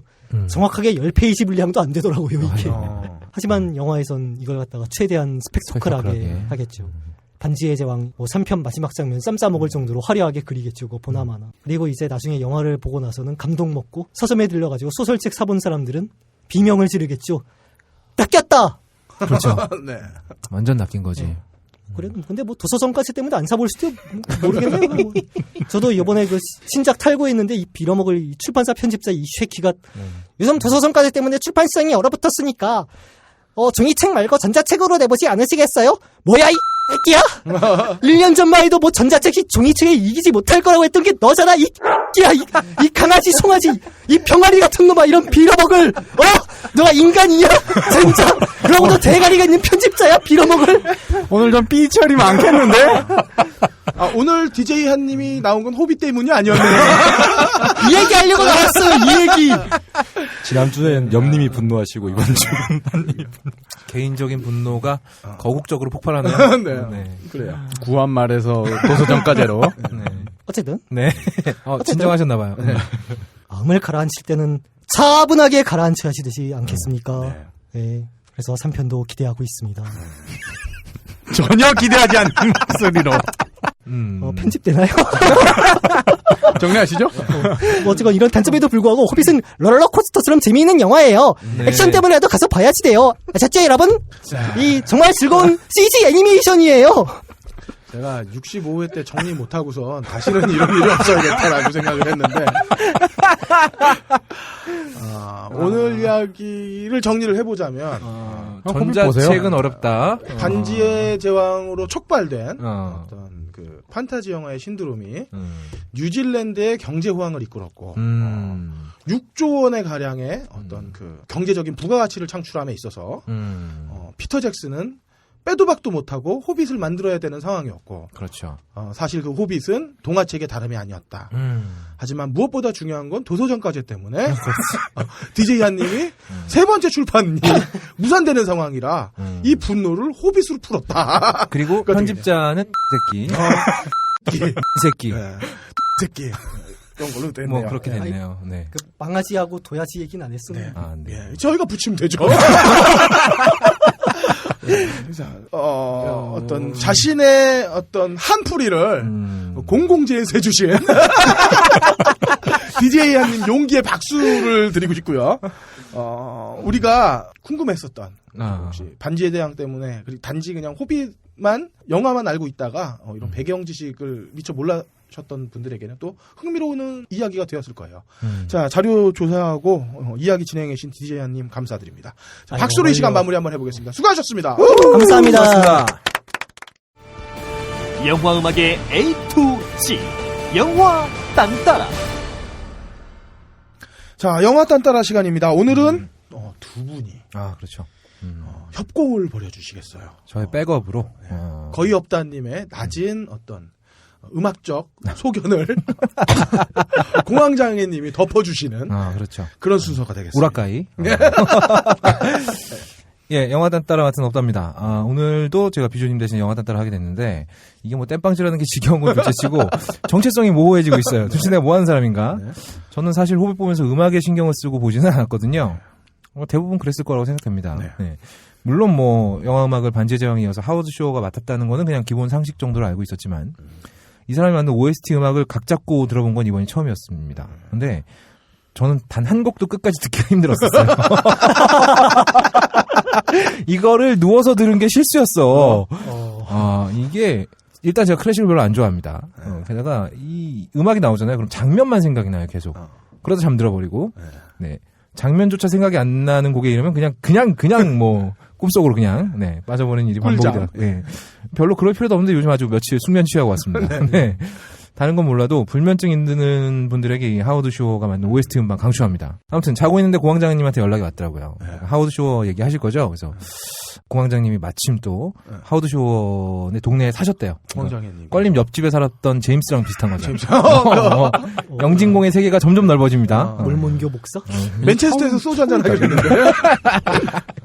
예. 그래서 공황장님이 하워드 쇼어에 대해서 간단하게 정리한 내용을 좀 보내주신다고 메일을 보내주셨는데 메일을 열어보고 경악을 금치 못했습니다. 이분이 아주 뻔뻔하게 거짓말을 하셨대요. 간단하게 A4 몇 장? A4 5장 분량의 간단하지도 않고 참고용도 아니었어요. 그냥 논문이 한 편 왔는데 놀라운 건 정말 공황장애님이 하워드 쇼랑 친한 건 맞는 것 같아요. 어떻게 글을 읽다가 잠이 들었는데 씨발 그것도 한글을 읽다가 잠이 들어. 무슨 소리인지도 모르겠어. 그러니까 놀라운 경험이었어요. 아무래도 저랑 박사님들은 인셉션처럼 꿈에서나 대화할 수 있는 사람들이 아닌가. 처음 꿈에서 비조님 만나서 잠들고 짱가님 만나서 잠들고 공황장님 만나서 잠들면 거기는 림보야. 못 나와. 뭐 아무튼 그랬어요. 깨보면 3초 지나 있고. 그렇죠. 자, 그래서 오늘 딴따라는 그 박사님께서 쓰신 글을 학사 출신의 제가 마음대로 분해 재조립하는 과정을 보여드리겠습니다. 네. 피터 잭슨은 어린이용 소설 가지고 대규모 블록버스터로 뻥치게 했지만 저는 공황장애님의 글을 제 수준으로 딱 끌어내릴 겁니다. 네. 야, 그거 어떻게 보면 진짜 어려운 거네. 그렇죠. 영진공 합류하려면 이 정도 수모는 감수하셔야 돼요. 예. 덕분에 우리의 바닥까지 다 보여주고 있어요. 근데 중요한 건 여기가 바닥이 아니야. 참담해. 바닥이라고 생각하면 지하실 있어요. 예. 자, 일단 뭐 하워드 쇼어라는 인물은 마치 그 대학교의 건물 청소부 같은 인물이에요. 왜냐하면 우리가 모르는 사이 이분의 손길을 엄청나게 많이 느꼈거든요. 이 양반이 손낸 영화들이 엄청나게 많습니다. 70편에 이르는데 그중에서 엄청나게 유명한 영화들이 많습니다. 상 받은 영화들도 많고요. 이분이 아카데미에서만 상을 3번이나 받은 양반이에요. 참여한 영화들을 보면 양들의 침묵이나 패닝룸, 세븐 뭐 이런 스릴러 영화부터 시작해서 미세스 다우파이어, 데싱 유 두 발음 조심하시고요. 유하고 두를 좀 띄어서 발음하셔야 됩니다. 그리고 애널 죄송합니다. 네. 애널라이즈 디스 같은 영화, 코미디 영화죠. 이런 영화도 하셨고 슬리버나 스트립티즈처럼 딱히 음악이 필요 없는 영화들에서도 음악을 맡으셨어요. 스트립티즈는 상당히 음악이 필요하지 않나요? 스트립 댄스 음악? 나는 그거 소리 줄여놓고 봐서. 그러니까 사무실에서 그런 거 보지 마요. 스트립티즈 나왔을 때 저 학생이었습니다. 무슨 사무실인가. 도서관에서 봤나요? 나 어떻게 본 거지? 그래요? 네. 어쨌든 이 영화는 드미 무어의 거의 끝판 빨아먹기 영화였죠. 네. 굵직굵직한 작품들을 워낙 많이 하셨기 때문에 대표작을 뽑기가 좀 힘들어요. 근데 이 양반이 거의 모든 작품을 담당하는 감독이 있습니다. 데이빗 크로넨버그. 이 사람도 거장이죠. 크로넨버그 하면 또 공황장애님이 좀 하신 말씀이 있으실 거예요. 네. 박사님의 세계로, 림보의 세계로 들어가 보시죠. 그러니까 동네 형은 잘 만나야 돼요. 그러니까 동네 오빠, 뭐 종교 그렇죠. 오빠 이런 것처럼 동네 형도 잘 만나야 되는데 만약에 제 생각에 하워드 쇼가 동네 형이 마사오 님이었다면 음악이 끈적끈적했을 것 같은데 이제 데이비 크로넨버그니까 이분 별명이 영어로 비버리얼 호러라 그러거든요. 비버리얼이 뭐냐면 매독. 이 목사님이 생각이 나네. 그러니까 하워드 쇼가 총 워낙에 데이비 크로넨버그 앞전 작품들도 있어서 그렇긴 한데 총 13편 중에 10편 정도가 이제 하워드 쇼가 있었는데 그렇죠. 그러다 보니 같은 계열의 감독들, 그러니까 조나단 듬이라든가 뭐 이런 자르고 뭐 피티고 막 이런 거예요. 데이빗 핀처도 두 작품이나 같이. 네, 데이빗 핀처도 두 작품 같이 했었고요. 근데 데이빗 크로넨버그가 이제 예를 들자면 어떤 감독이냐면 쓰는 필름이 코닥 5247 필름을 쓰거든요. 그 필름 카메라 찍으시는 분들은 아시는데 그게 굉장히 이렇게 촌스러운 색깔이에요. 근데 왜 그 색깔을 쓰냐면 이분은 자르고 나면 피가 나오잖아요. 근데 자기는 생각에 피보다 더 중요한 건 그 다음에 나오는 하얀 거. 이제 이런 거죠, 영화가. 그러니까 피를 보여주고 그 다음에 나오는 흰 게 나올 때까지. 근데 기본적으로 왜 매독 호러라고 이야기를 하냐면 매독은 없다님 잘 아시잖아요. 글쎄요. 몇 번 치료도 받은 매점에서 뭐 이런 건 압니다만. 네. 데이빗 크로넨버그 영화들을 보면 섹스를 안 해요. 일단은 이제 보는 거고 크래시 같은 경우는 이제 아예 섹스를 뛰어넘어서 서로 차끼리 부딪히면서 뭐 쾌락을 느끼고 오르가즘을 느끼고 뭐 이런 변태죠. 우리가 소위 말하는 그냥 취향이 다르네. 취향이 다르죠. 그래서 이제 하워드 쇼 음악도 기본적으로 여기서 출발을 하는데 다만 데이빗 크로넨버그 음악을 할 땐 조금 차이가 있어요. 뭐냐면 예를 들어서 우리 한님 소설을 영화로 만든다고 생각을 해보자고요. 한님의 소설에 어떤 장면이 나오냐면 제작사가 용감해야 되겠다. 그렇죠. 정말 그래요. 미친 아버지가 자식 머리 뒤에다가 이름을 새긴단 말이에요. 자, 그럼 그걸 영화로 보여준다고 가정을 했었을 때 이때 어떤 음악을 쓸 것인가에 대한 고민이 있거든요. 그러니까 뭐냐 하면 정말로 이게 이제 라이트 모티브, 소위 말해서 지도 동기에 관한 이야기인데 한님이 생각하는 이 장면의 극대화를 위해서 사용하는 음악이 있을 수가 있고 아니면 이제 반대쪽에서 잔잔하게 음악을 깔면서 이것에 대한 충격을 완화시킬 수 있고 이 두 가지 방법이 있는데 저라면은 2박 쌌습니다. 나쁘지 않아요. 몽키 매직 같은 걸로. 몽키 매직 이러면서. DJ 한님이랑 목소리도 비슷하잖아. 나름대로 모욕적인데. 자, 이제 데이빗 크로넨버그는 어떤 걸 쓰냐면 굉장히 자극적인 장면을 쓰는데 하워드 쇼는 오히려 음악이 잔잔해지는 스타일을 쓰게 돼서 좀 완화시키는 걸 하죠. 그래서 나중에 한번 데이빗 크로넨버그 뭐 영화를 직접 보셔도 되고 가장 최근작이 코스모폴리스인데 허남훈 기자님이 그 딴지에다 쓰신 것도 있거든요. 그 섹스 씬에 관해서도 묘사가 굉장히 자세하게 돼 있더라고요. 그래서 한번 그런 걸 보시면 그 데이빗 크로넨버그의 세계를 이해를 할 수 있을 거예요. 그런데 이제 한국이 좀 잘못 알려진 게 뭐냐면 이분이 의대 출신이어서 뭐 그렇다 이런 얘기들이 평론가들이 잘못 말씀하셔서 그런데 해부에 대한 뭐 그런 것처럼 했는데 이분은 원래 박사를 영문학 학사를 했고 그다음에 버로우즈라고 해서 마리아나 빨면서 소설을 쓰고 읽는 사람도 마리아나를 빨면서 읽어야지 이해가 되는 그 소설 작가를 좋아하는데 66.6MHz 그렇죠. 그분이 이제 쓰신 소설 중에 네이키드 런치를 데이비 크로넨버그가 영화로 만들면서 그것도 역시 보면 마약, 그러니까 마리아나를 하지 않고서는 도무지 저 영화를 만들 수 없다라는 생각이 들 만큼의 영화고, 엘러리 퀸 추리 소설가를 제일 좋아해요. 그래서 일단 자르고 뭐 이런 거 되게 좋아라 하는 스타일이죠. 그래서 좋아 호불호는 갈릴 수 있고 저는 그렇게 좋아하지는 않는데 영화는 다 보기는 했어요. 저는 되게 좋아하면서 봤습니다. 아, 그러세요? 원래 자르는 걸 좋아해요. 원래 좀 좋아합니다. 너무 좋아하니까. 플라이 같은 건 또 너무 여자친구도 막 지저분해 자르려고 그러고. 말도 안 되는 소리를 하고 있어요. 그래서 우선 한 가지 좀 그 지도 동기가 이제 몇 번 얘기가 나왔는데 지도 동기가 뭔지를 한번 들어보시려면 일단 박은 음악 하나 좀 들어보시죠.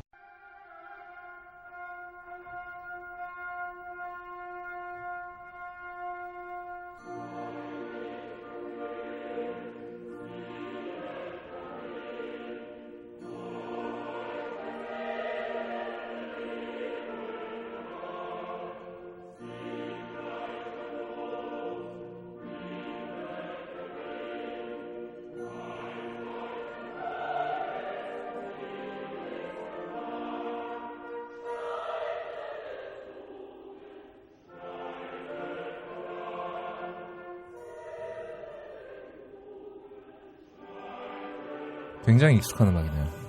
굉장히 공포스럽네요. 떨리면 돌이킬 수 없는 지옥의 멜로디. 한 발 한 발이 구렁텅이에 빠지는 제발 오지 마. 제발 오지 마.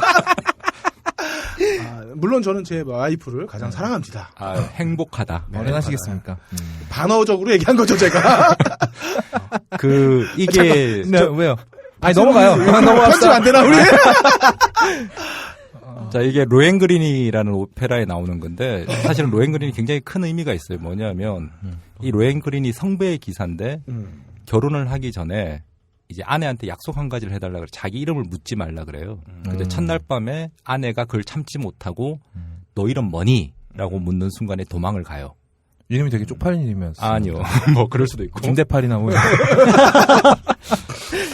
근데 이제, 그게 사실은 움베르토 에코 뭐 이런 사람들 분석에 따르면 모든 영화의 출발점으로 보고 있거든요. 그러니까 뭐냐면 바그너는 어쨌든 간에 자기가 대본을 쓰고 음악을 만드는데 이게 하나의 완전한 결합체가 되기를 원했던 거예요. 그러니까 아까도 얘기했던 것처럼 DJ 한님이 직접 소설을 쓰시면서 자기가 생각하는 음악 막 이런 거 생각하면서 글을 쓰실 수 있는 거잖아요. 그걸 구체화해서 영화로 보여주고 뭐 이런 것들이 바그너가 꿈꾸던 종합 예술이었거든요. 근데 로엔그린에서 이제 분석하는 게 주로 뭐냐면 로엔그린도 결혼을 안 했고 모든 종류의 맨들은 결혼을 안 하죠, 기본적으로. 못 하죠. 왜냐하면 결혼을 하게 되면 자식이 생기고 자식이 생기면 무모한 짓을 안 하고 첫 번째는. 두 번째는 결혼을 해서 자식을 낳는데 얘는 그럼 유전자가 슈퍼가 될 거냐 안 될 거냐. 이것도 사실 고민이거든요. 왜냐하면 슈퍼맨과 일반 애가 결혼을 했는데 아들은 과연 슈퍼맨일까? 뭐 이런 고민들도 있을 수 있는 거죠. 저는 맨은 아니지만 결혼을 했는데도 이렇게 무모한지 모르겠어요.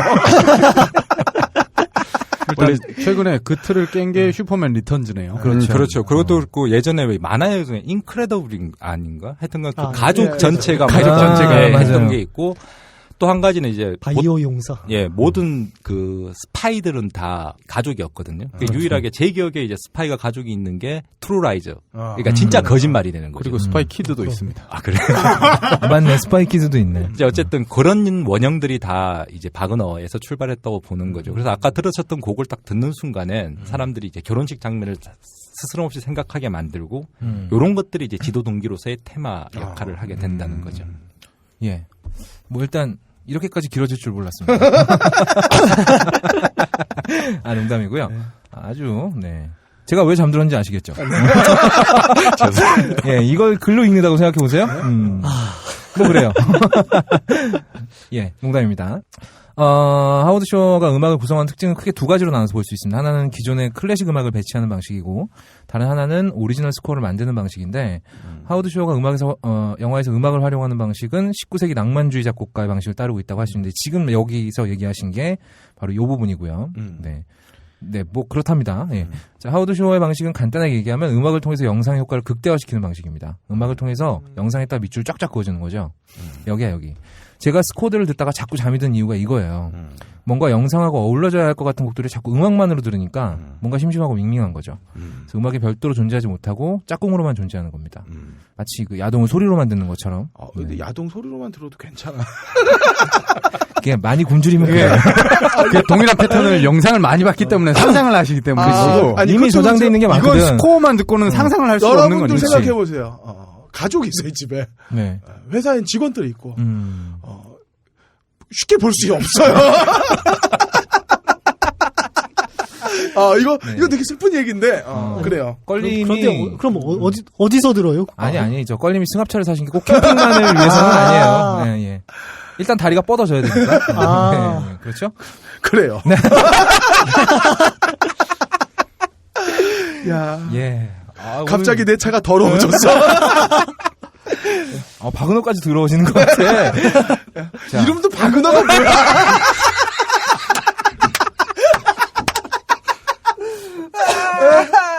철수랑 박은호 나와! 이러잖아. 그래요. 아직도 더 내려갈 곳이 남았다는 게 신기하다. 여기가 바닥이 아닙니다. 지하 1층 밑엔 지하 2층이 있어요. 그럼요. 네. 가봅시다. 네. 하우드 쇼어의 방식이 영화를 통해서 영상에 극대화한다는 뭐 그런 식의 얘기였고요. 그런 얘기를 이렇게 더럽겠어요. 이런 방식이 잘 나타나는 영화들이 몇 개 있습니다. 양들의 침묵하고 더 울프 오브 월스트리트죠. 양들의 침묵에서 렉터 박사가 간수의 머리를 마치 그냥 순두부처럼 그냥 으깨버리고 탈출하는 장면 기억나실 겁니다. 이때 틀어놓은 라디오에서 흐르던 곡이 바로 바흐의 골드베르크 연주곡이래요. 변주곡인가요? 베레이션. 베리에이션. 커피 앤 페이스트도 난 썼어. 왜냐하면 잠 안 들기 위해서 내가 손으로 썼어. 변주곡이랍니다. 네. 바흐의 음악들이 굉장히 가장 이성적인 음악으로 여겨진다고 해요. 영화의 가장 잔혹한 장면에서 가장 이성적인 음악이 흐르는 거죠. 게다가 이 화면에서 둔기를 내려치는 렉터 박사의 표정 기억나시죠? 눈빛을 잊을 수가 그렇죠. 피범벅을 했는데 엄청나게 이성적인 표정이에요. 이런 방식을 통해서 우리는 그 폭력의 효과를 더 선명하고 더 소름 끼치게 받아들일 수 있습니다. 이 부분은 공황장애님이 쓰신 부분이 아니에요. 네. 물론 렉터 박사의 그 섬뜩한 광기도 함께 느낄 수가 있죠. 이쯤에서 골드베르크 합주곡이란다. 변주곡 잠깐 들어보시죠. 아마 렉터 박사의 표정이 기억나실 겁니다.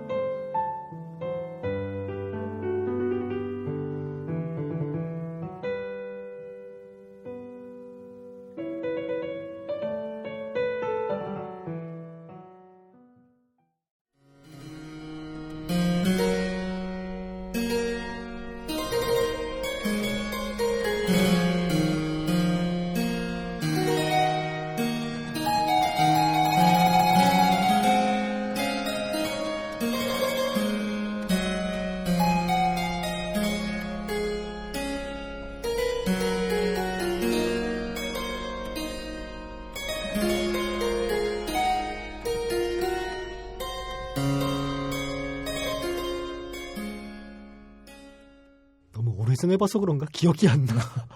그냥 저도 그러려냐고 들어요. 그 첫 번째 들으셨던 곡은 노잘린 트랙이라는 분인데 뭐 강신주 바사님도 예전에 한번 말씀하시던데 글렌 굴드가 항상 이 곡에서는 뭐 독보적이죠. 항상 독보적으로 이야기를 하는데 글렌 굴드는 좀 음을 끊어서 쳐요. 거기다가 연주 자체가 한 38분 정도인데 지금 쓴 건 이제 노잘린 트랙 음반은 한 75분 정도. 같은 곡인데도 이제 연주 시간이 그렇게 다른 거죠. 그걸 사람들이 다 듣나요? 38분. 아까 게임이랑 비슷한 거예요. 돈 내고 들어가면 들어야지. 맞아.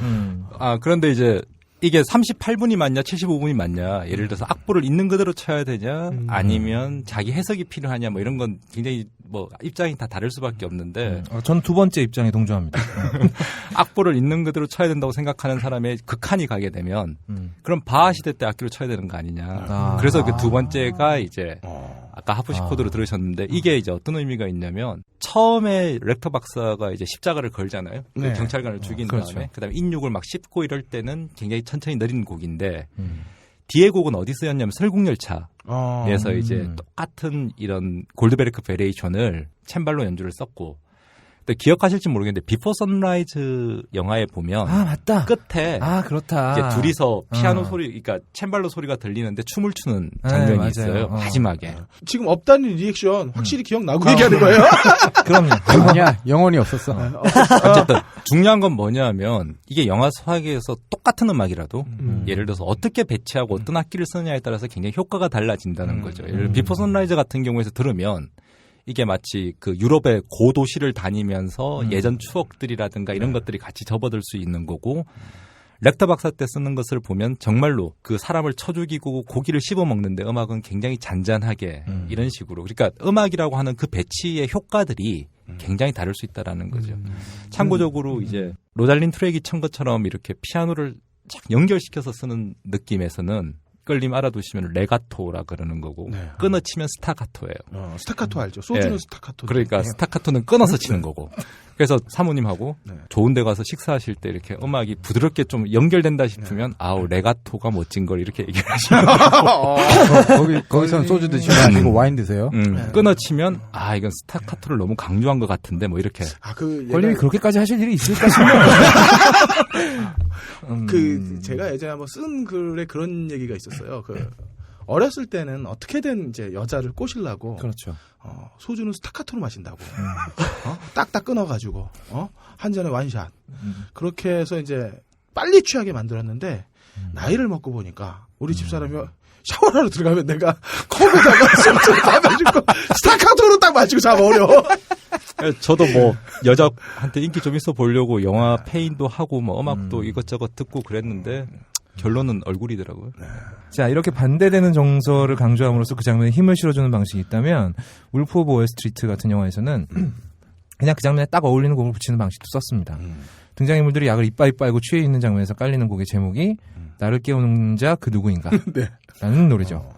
이 곡이 오페라 아더왕에서 겨울신이 일어나기 싫어서 큐피트한테 투덜거리는 내용이래요. 맞나요? 네, 맞죠. 네, 그렇죠. 네. 원작자가 옆에 있으니까 굉장히 이상하다. 네. 약에서 깨어나기 싫은 약쟁이한테 진짜 어울리는 곡이죠. 이것도 한번 들어보시겠습니다. 아니요, 이거는 없어요? 예. 네, 없답니다. 그러니까 진짜 없네. 네. 자, 혹시 마이너리티 리포터라는 영화 혹시 기억하세요? 스티븐 스필버그가 만들었던. 첫 장면에 보시면 이렇게 남자 주인공 이름 뭐죠? 톰 크루즈가 커다란 화면에서 막 이렇게 손을 휘저으면서 그 기계를 설명할 때 나오는 음악이 슈베르트의 미완성 교향곡이에요. 예를 들어서 아예 그냥 이 영화에서는 딱 시작할 때 이 시스템이 미완성이다라는 것을 음악을 통해서 딱 표현하고 시작을 하는 거죠. 그러니까 그런 방식으로 아예 영화 자체를 가지고 하워드 쇼어 같은 경우에는 뭐 필라델피아 같은 경우에 혹시 기억하실지 모르겠는데 톰 행크스가 라맘마 모르타라는 그 오페라 아리아를 가지고 막 설명을 해요. 덴젤 워싱턴한테. 그걸 저희가 지금 기억하고 있으려고? 우리가 기억할 리 없고요. 어쨌든 제가 우라카이 하면서 날려버린 부분이 이유가 있어서요. 네. 근데 결론은 뭐냐면 그걸 통해서 자기가 이 에이즈 전사로서 싸우겠다 뭐 이런 것들을 전달하는 거지. 지금 그런 방식으로 음악을 사용한다는 얘기예요. 네네. 죄송합니다. 여러분들은 비조님을 통해 팝이 어떻게 영화에서 쓰였는지를 해석을 듣는다면 우리 공황장애님을 통해서 오페라나 아니면 옛날 클래식 이런 것들이 클래식은 뭔가요? 그렇네요. 클래식이 영화에 어떻게 쓰여서 우리가 뭔가를 유추할 수 있는가 이런 것들을 전해 들으실 것 같아요. 역전 앞에서 듣는 그렇죠. 옛날 클래식. 좋은 표현이다. 지금 공황장애님이 박사 수준에서 자꾸 얘기를 하고 있으면 업다님이랑 내가 박사 얘기를 자꾸 우리는 절대 학력인 플레이를 선호하지 않습니다. 그렇습니다. 예. 어디까지 얘기했죠? 네, 울프 오브 대충 넘어가도 네. 그 곡은 없답니다. 나중에 한번 찾아서 들어보시기 바라고요. 반지의 제왕과 호빗에서도 마찬가지로 역시 하워드 쇼라는 양반이 비슷한 방식을 차용합니다. 이 두 영화의 주제곡들은 영화의 주제와 맞닿아 있는데 반지의 제왕을 보면서 우리가 가장 많이 들었던 곡이 The Fellowship of the Ring이라는 펠로우십. 곡이죠. 예, 펠로우십이래요. 요즘 회사에서 누구 팔로우하고 있어요. 뭐야 도대체. 내가 저번에 그거 다크나이트 라이지즈 이후로 영화만 나오면 트라우마가 생겼어. 그래서 요즘에 영어도 자꾸 네 한글로 바꿔서 얘기하는 네 그걸 또 옆에서 찝어주시는 분도 참 그렇네요. 예. 그리고 호빗의 주제가라고 할 수 있는 네, 읽어주시죠. 네. My dear Frodo. 아, 이건 저도 할 수 있는 거였네요. 아닐걸? 마이 디어 프로도라 했을 것 같은데? 업다님, 함장이 지적하면 있잖아요. 되게 굴욕적인 거야. 저 발음이.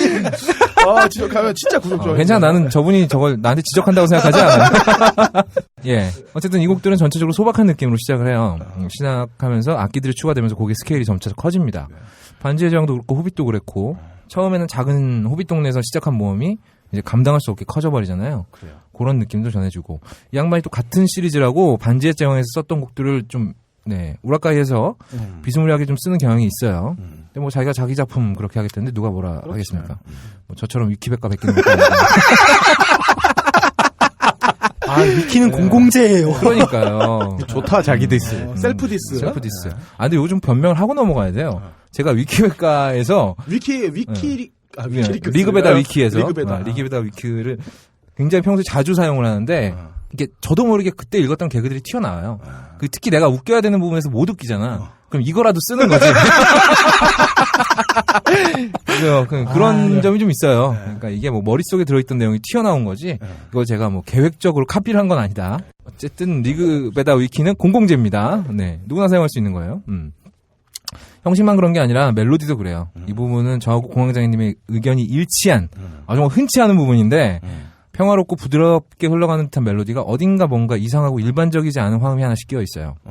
이걸 공황장애님은 뚜렷한 삼화음 화성에 불협화음이 하나씩 끼어 있다고 고급스럽게 표현하셨습니다. 근데 저는 듣다 보니 좀 어딘가 이상하다라고 표현했고요. 정말 일치했군요. 그렇죠. 정확하게 일치했어요. 네. 우리는 그냥 정확하게 사실 일치했다. 삑사리가 났나? 딱 그건데. 그래요. 네, 뭐. 이게 박사와 학사 차이인가? 역시 학사도 그냥 학사가 아니에요. 이것도 역시 영화의 주제를 드러내는 것이라고 볼 수 있습니다. 이들의 모험이 어딘가 불안 요소를 하나씩 품고 있죠. 주인공들은 그거를 해결하기 위해서 사명을 갖고 모험을 떠나는 거고요. 네. 뉴질랜드의 아름다운 풍광을 배경으로 한 스펙터클 블록버스터 이런 음악이 흐르는 겁니다. 자, 그럼 이쯤 와서 이 곡들 중에 뭐 하나를 들려드릴 거라고 생각하시겠지만 아닙니다. 네. 오늘 같이 들어볼 곡은 영화 호빗, 스마우그의 폐허. 이건 한글이라서 좋네요. 마지막 장면에서 도대체 너 무슨 짓을 한 거야? 라고 중얼거리던 빌보 베기스의 모습을 마지막으로 영화가 끝이 나면서 흘러나오던 곡을 한번 들어보겠습니다. 제목이 I See Fire라는 곡이에요. 이거 읽는데도 되게 불안불안해요. 봐요. 내가 진짜 트라우마가 생겼다니까. 아까 테일러드 같은 것도 이게 제정신에서 나올 수 없는 그거거든. 게다가 대본에 아까 한글이어 좋던 호빗 스마우그의 폐허를 패를 여의가 아니라 어이로 써놨어. 그래요. 네. 뭐 이렇게까지 해야 되나요? 네. 폐허 아니고 폐허. 폐허. 네. 이게 아직 다 무너지지 않았거든. 네. 그래서 진짜 폐허가 되려고 이거 보세요. 아직 틀면 안 돼요. 네. 네. 이 곡은 클래식.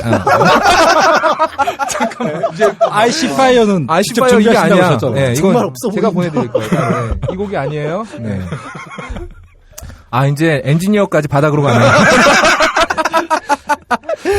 야, 말하는데 그냥 틀어버려. 예, 어쨌건. I See Fire라는 곡은 클래식이 아닙니다. 그래서 제가 이 곡을 골랐어요. 에드 시어런이라는 영국의 싱어송라이터가 직접 작곡하고 노래한 곡인데요. 네. 이 에드 시어런이라는 애가 91년생이에요. 영국에서 굉장히 잘 나가는 싱어송라이터라고 합니다. 네. 이 곡이 피터 잭슨의 청을 듣고 딱 하루 만에 만든 곡이래요. 근데 하루 만에 이 정도의 곡을 만들어낼 수 있는 인물이라면 잘 나가는 게 당연하다고 생각이 됩니다. 이 곡의 시점이 그러니까 참나무 방패 소린 네. 이 양반의 시점에서 가사를 썼다고 하는데 부드러우면서도 어딘가 쓸쓸한 분위기를 굉장히 근사하게 살려내고 있는 곡이고요. 빌보 베긴스의 입장에서도 굉장히 잘 어울리는 곡이에요. 엔딩 크레딧 올라갈 때 나오는 그렇죠. 곡이군요. 네네. 빌보 베긴스가 굉장히 원치 않게 모험에 휘말려서 엄청난 짓을 저질러 버렸죠. 자기를 비롯해서 친구들, 고향, 마을까지 위험하게 만들어 버렸는데 그러면서도 내 힘으로는 저 드래곤을 어떻게 할 수가 없죠. 그렇죠. 그런 정서. 박근혜를 뽑은 정서. 그렇죠. 한마디로 좆됐다. 이런 정서를 아주 잘 살려내고 있습니다. 가사와 함께 음미해 보시면 이 제목이 I See Fire. 씨파 좆됐다. 뭐 이렇게. 씨파. 네.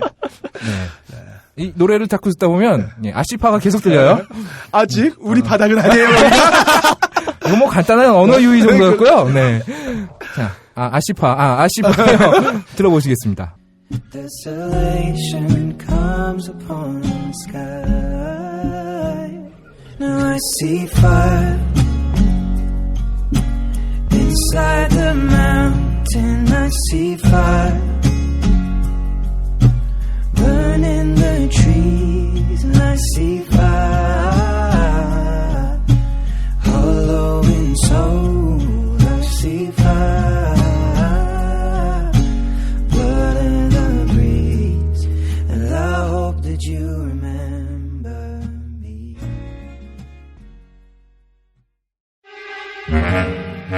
이번 주 개봉 신작의 근거 없는 예측 무비 찌라시.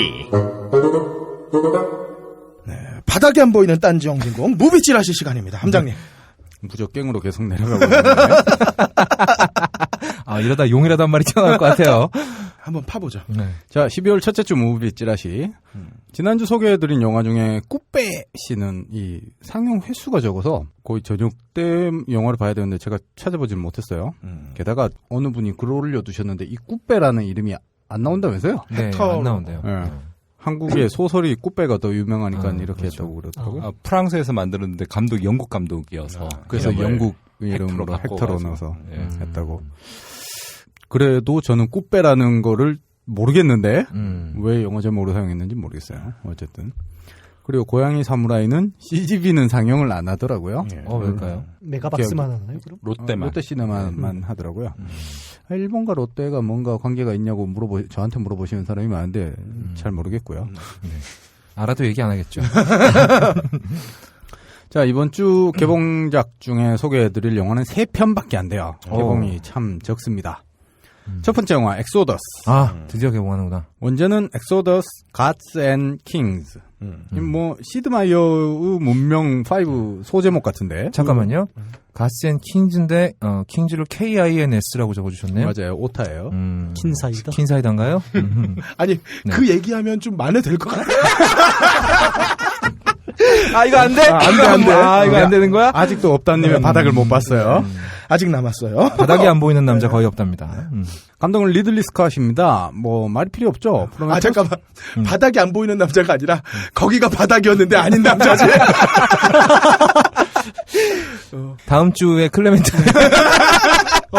내 인생도 바닥이 안 보인다. 자, 프로메테우스 속편이나 빨리 내놓지. 그러게요. 이런 거나 찍고 말이죠. 근데 내가 봤을 때 프로메테우스 속편이 이게 괜찮은 각본이 아직 안 나온 것 같아. 찍기는 찍는데. 게다가 블레이드 러너 속편은 어쩔 거야. 이건 잊어버린 것 같아. 망각해버린 것 같아. 그래도 암튼 리들리 스캇이니까 기대치는 3점. 그렇죠. 배우도 기대치 3점입니다. 그럼요. 일단 모세 역할의 크리스찬 베일, 람세스 역할의 조엘 에저튼, 시고니 위버랑 벤 킹슬리 아저씨도 나와요. 게다가 뭐 존 터투로 아저씨도 나오고. 이 아저씨도 화려하죠. 뭐 3점 주면 될 것 같아요. 네. 문제는 신호비인데요. 익히 잘 아실 모세의 출애굽기를 다룹니다. 네. 구라잖아. 우리 애굽 학자님께서 하실 말씀이 많을 것 같은데. 하지만 홍해가 갈라지는데 뭐 더 이상 제가 재미를 못 느껴요. 그래서 신호 기대치는 1점, 합계 7점입니다. 리들리 스콧이 굉장히 반기독교 성향이 강한 감독이라 아마 이걸 그대로 그리진 않을 것 같습니다. 그냥 제가 예상하기에는. 그래봤자 서양인. 뭐 그렇죠. 그래봤자 기독교 세계관. 근데 이 양반은 확실히 이 기독교적인 세계관이 장사가 된다는 사실은 알고 있는 것 같아요. 그럼 그대로 찍겠네. 뭔 얘기야 이게. 자, 두 번째 영화 덕수리 오형제. 감독은 전형준이라고 이 영화가 첫 장편 작품이에요. 점수 안 주셨는데. 합계 7점으로 제가 안 드렸나요? 예. 네. 7점이랍니다. 엑소더스 합계 7점입니다. 네. 마치 내가 주지 않는 것이냐. 네. 자, 덕수리 오형제는 감독이 첫 장편 작품이기 때문에 기대치 1점 드리고요. 배우는 별로 기대되지 않아요. 윤상현, 송세벽, 그다음 이아이. 이분은 발음 잘못하면 늙을 때까지 이아이가 되겠어요. 거꾸로 해도 이아이네요. 그리고 그룹 2PM의 찬성. 네. 김지민이라는 여배우까지. 런닝맨 좋아하시는 분들 이광수도 나온답니다. 근데 특별 출연으로 니쿤, 김광규 아저씨, 안영미가 나온다고 하는데, 이야. 뭐 이쯤 되면 그냥 연말 프로젝트성 영화라 봐야겠죠. 네, 거의 뭐 개그 콘서트. 배우 기대치는 1점. 신호분 충남 태안군 이원면 덕수리 마을에서 부모의 재혼으로 이제 5형제가 된 사람들이 부모가 다른 형제들이 재혼으로 인해서 형제가 된 거죠. 부모가 불러서 집에 내려왔더니 부모가 없더라. 그래서 찾아다니느라 벌어지는 에피소드인데 그러면서 뭐 가지 마는 나무 바람 잘 날 없겠지만 뭐 티격태격하면서 형제가 생겼더라. 뭐 그런 얘기겠지. 연말이니까요. 추석 특집 드라마 수준의 신호비인데 이거. 그래요. 크리스마스 특집인 것 같아요. 기대치 1점, 합계 3점입니다. 박하네요. 정말 박하다. 이건 그냥 기본만 준 거군요. 1점, 1점, 1점 해가지고. 게다가 2시 탈출 컬투쇼를 들었는데 윤상현은 나와서 자기 애인 얘기하기 바쁘고 영화 홍보에는 별 관심도 없고 윤상현 곧 결혼한다고. 그러면서 꽤 재미난 얘기를 했어요. 2시 탈출 컬투쇼에서 한 얘기인데 윤상현은 TV 드라마를 많이 했다 보니까 TV는 되게 이제 카메라가 놓이는 장소도 제한적이고 이러다 보니까 똑같은 표정에 똑같은 말을 가지고 똑같은 연기를 몇 번씩 반복해야 되는 게 있다면 영화 배우들은 뭔가 좀 씬 들어갈 때마다 감정을 다르게 하는 배우들도 있다고 자기가 그걸 맞추는 게 되게 애먹었다고 그랬는데 송새벽이 딱 그런답니다. 씬 들어갈 때마다 감정선이랑 표정이랑 다 다르니까 윤상현은 자기가 계속 동일한 연기를 하고 싶은데 상대방에 맞춰주려고 하더니 되게 힘들었다고. 둘이 별로 사이가 안 좋을 것 같은 그런 느낌? 윤상현 씨가 연기가 그렇게 잘 되는 분이 저는 윤상현 씨의 기대치를 1점을 줬습니다. 네. 근데 윤상현 씨는 그 방송에 나서 자기는 경험이 많으니까 이 아이 씨 보고는 아마 경험이 별로 없어서 모르겠지만 이런 얘기를 방송에서 한 거 봐서 별로 윤상현 씨도 크게 잘 될 것 같진 않지만 그 태도가 더 문제예요. 누구를 지적질할 상황은 아닌 것 같아요. 아니 크게 얘기했어요. 얘기하세요. 소송중이네 뭐 이분들이 우리 방송에 나오실 리는 없겠지만 나오면 저희는 되죠. 환영합니다. 나오면 잘못했다고 얘기할게요. 그럼요. 나오셔서 사과 받으세요. 난 잘못한 게 뭐가 있어? 난 사과를 안 할 내가 건데. 대표로 하려고 내가. 나도 할래. 그래? 자, 그렇고요. 자, 세 번째 영화 갈증. 일본어로 카와키. 감독은 일본 영화 불량공주 모모코, 혐오스러운 마츠코의 일생, 고백의 감독 나카시마 테치야. 고백의 감독. 네. 기대치 당연히 3점 줘야죠. 배우진도 화려한데요. 엄청나게 많은 작품이 있음에도 한국에서는 셸리 댄스랑 신라권의 주인공 정도로만 인식되고 있는 야쿠쇼 코지. 정말 국민 감독. 예, 정말 대단한 배우죠. 네. 게다가 뭐랄까 한국에도 안성기 아저씨가 국민 배우라고 했는데 네. 그런 이미지인데 안성기 아저씨는 껄림이 가장 어색해한 영화 흑수선이요. 흑수선에서는 이상한 대사를 소녀는 소녀를 사랑했지. 국어책을 읽는 그걸 친다면 야쿠소 코지는 그러진 않아요. 그렇죠. 연기 폭도 넓고. 근데 그건 대본 문제지 안성기 배우의 문제 아니야. 그래요. 그 대사는 배차호 감독님 문제다. 맞아. 그 이마무라 쇼헤이 감독 운하기에서 정말 절정의 그렇죠. 연기였죠. 네. 그렇죠. 운하기에도 주연이었죠. 자, 그리고 그 야쿠쇼 코지의 딸 역할로 나오는 코마츠 나나. 사실 이 배우는 잘 모르겠어요. 필모도 짧고 어린 배우는 잘 모르겠고. 근데 인상이 되게 독특해요. 생긴 마스크 자체가 되게 뭐랄까 중성적인 이미지도 있고 뭐 그런 게 있어요. 화려하다고 한 부분 나머지 조연들 덕분입니다. 오다기리 조 나오고요. 오다기리 조는 심야식당에도 그렇고 요즘은 주연으로 안 나오고 자꾸 무슨 약간 조연이라고 하기도 좀 분량이 작은 그런 역할로만 나와요. 그게 제가 보기에는 제 생각엔 그래요. 그게 사실은 일본 영화에서 제일 부러운 점인데요. 일본 배우들은 뭐가 있냐면 영화 배우로서의 어떤 직업정신 같은 게 있어서 자기가 스타이기 때문에 꼭 주연을 해야 된다는 것이 아니라 예를 들어서 배역을 보고 좋다 그러면 단역이라도 나간다는 거죠. 저는 이제 오히려 우리나라 배우들이 좀 그런 게 있었으면 더 풍성한 영화들이 만들어지지 않을까라고 생각을 하는데 일본 애들은 그런 건 좀 뭐 예를 들자면 직업정신이라든가 뭐 이런 것들은 좀 명확히 있는 부분들은 좀 있는 것 같아요. 근데 우리나라 배우들은 자기가 마음에 드는 역할이라서 단역으로 출연했다가 영화 포스터에서 주연으로 나오는 경우가 있기 때문에 최근에 마동석 그렇죠. 20분 나오고 주연됐잖아요. 저희 별 의미가 없는. 클레멘타인도 마찬가지죠, 사실. 스티븐 시간은 모르고 있을 거야 지금. 전혀 모르고 있을 걸? 약간 다른 관점이긴 한데 한국에서도 이런 시스템 뭐랄까. 완전 신인 배우들, 젊은 배우들을 주연으로 기용하고 그 주변에 이제 꽤 묵직한 조연들을 구성으로 해서 영화들을 만들어내는 시스템이 분명히 존재하긴 하는데 하지만 이 사람들의 몸값이 문제인 거죠. 그렇죠. 예를 들어 송강호나 지금 아주 굵직한 배우들이 높은 몸값을 받으면서 조연으로 나온다 그러면 영화 만들기 되게 어려울 거거든요.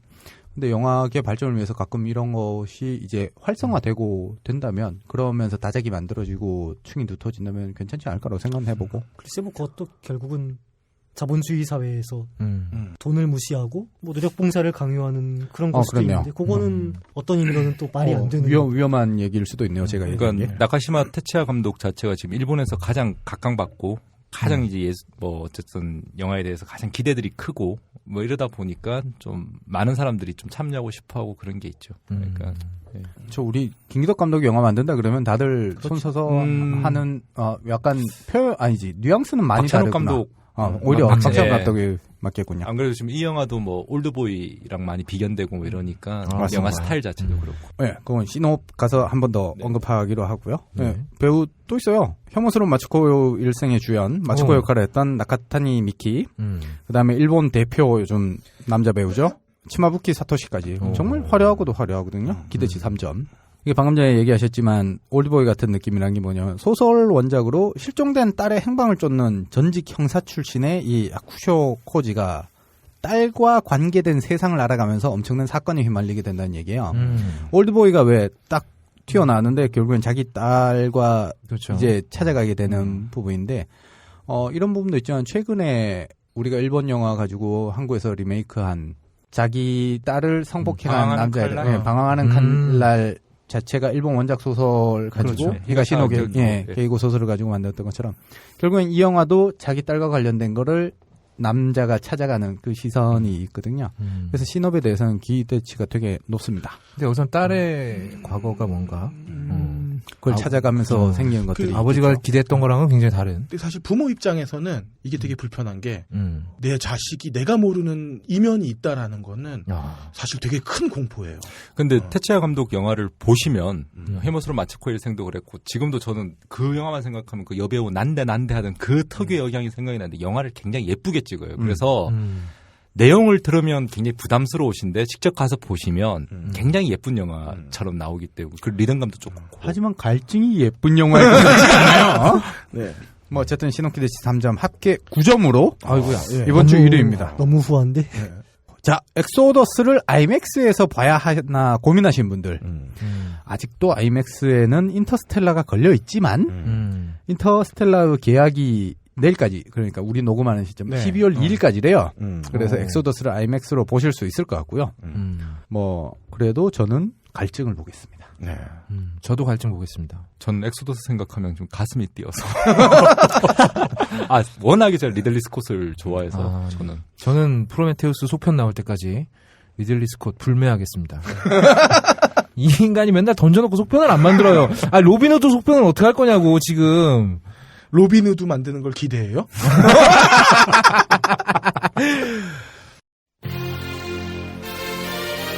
영진공 단신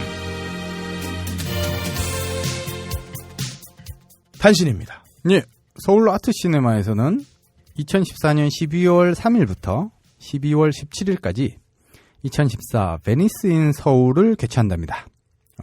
베니스 영화제에서 상영되었던 작품들을 만나실 수 있는 기회이기 때문에 한번 시간표 찾아보시고 관람하시면 좋을 것 같습니다. 딴지라디오 방송별 게시판에 후기를 남겨주시는 분들 중 무비스트가 후원하는 인터파크 프리엠의권 2매 드립니다.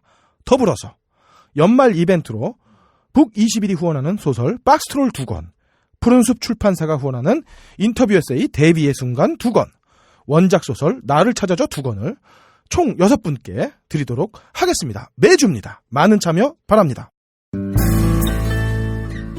버려진 섬에도 꽃은 핍니다. 흙탕물 속에서도 연꽃은 핍니다. 가망 없어 보이는 대한민국에서도 반드시 꽃은 핍니다.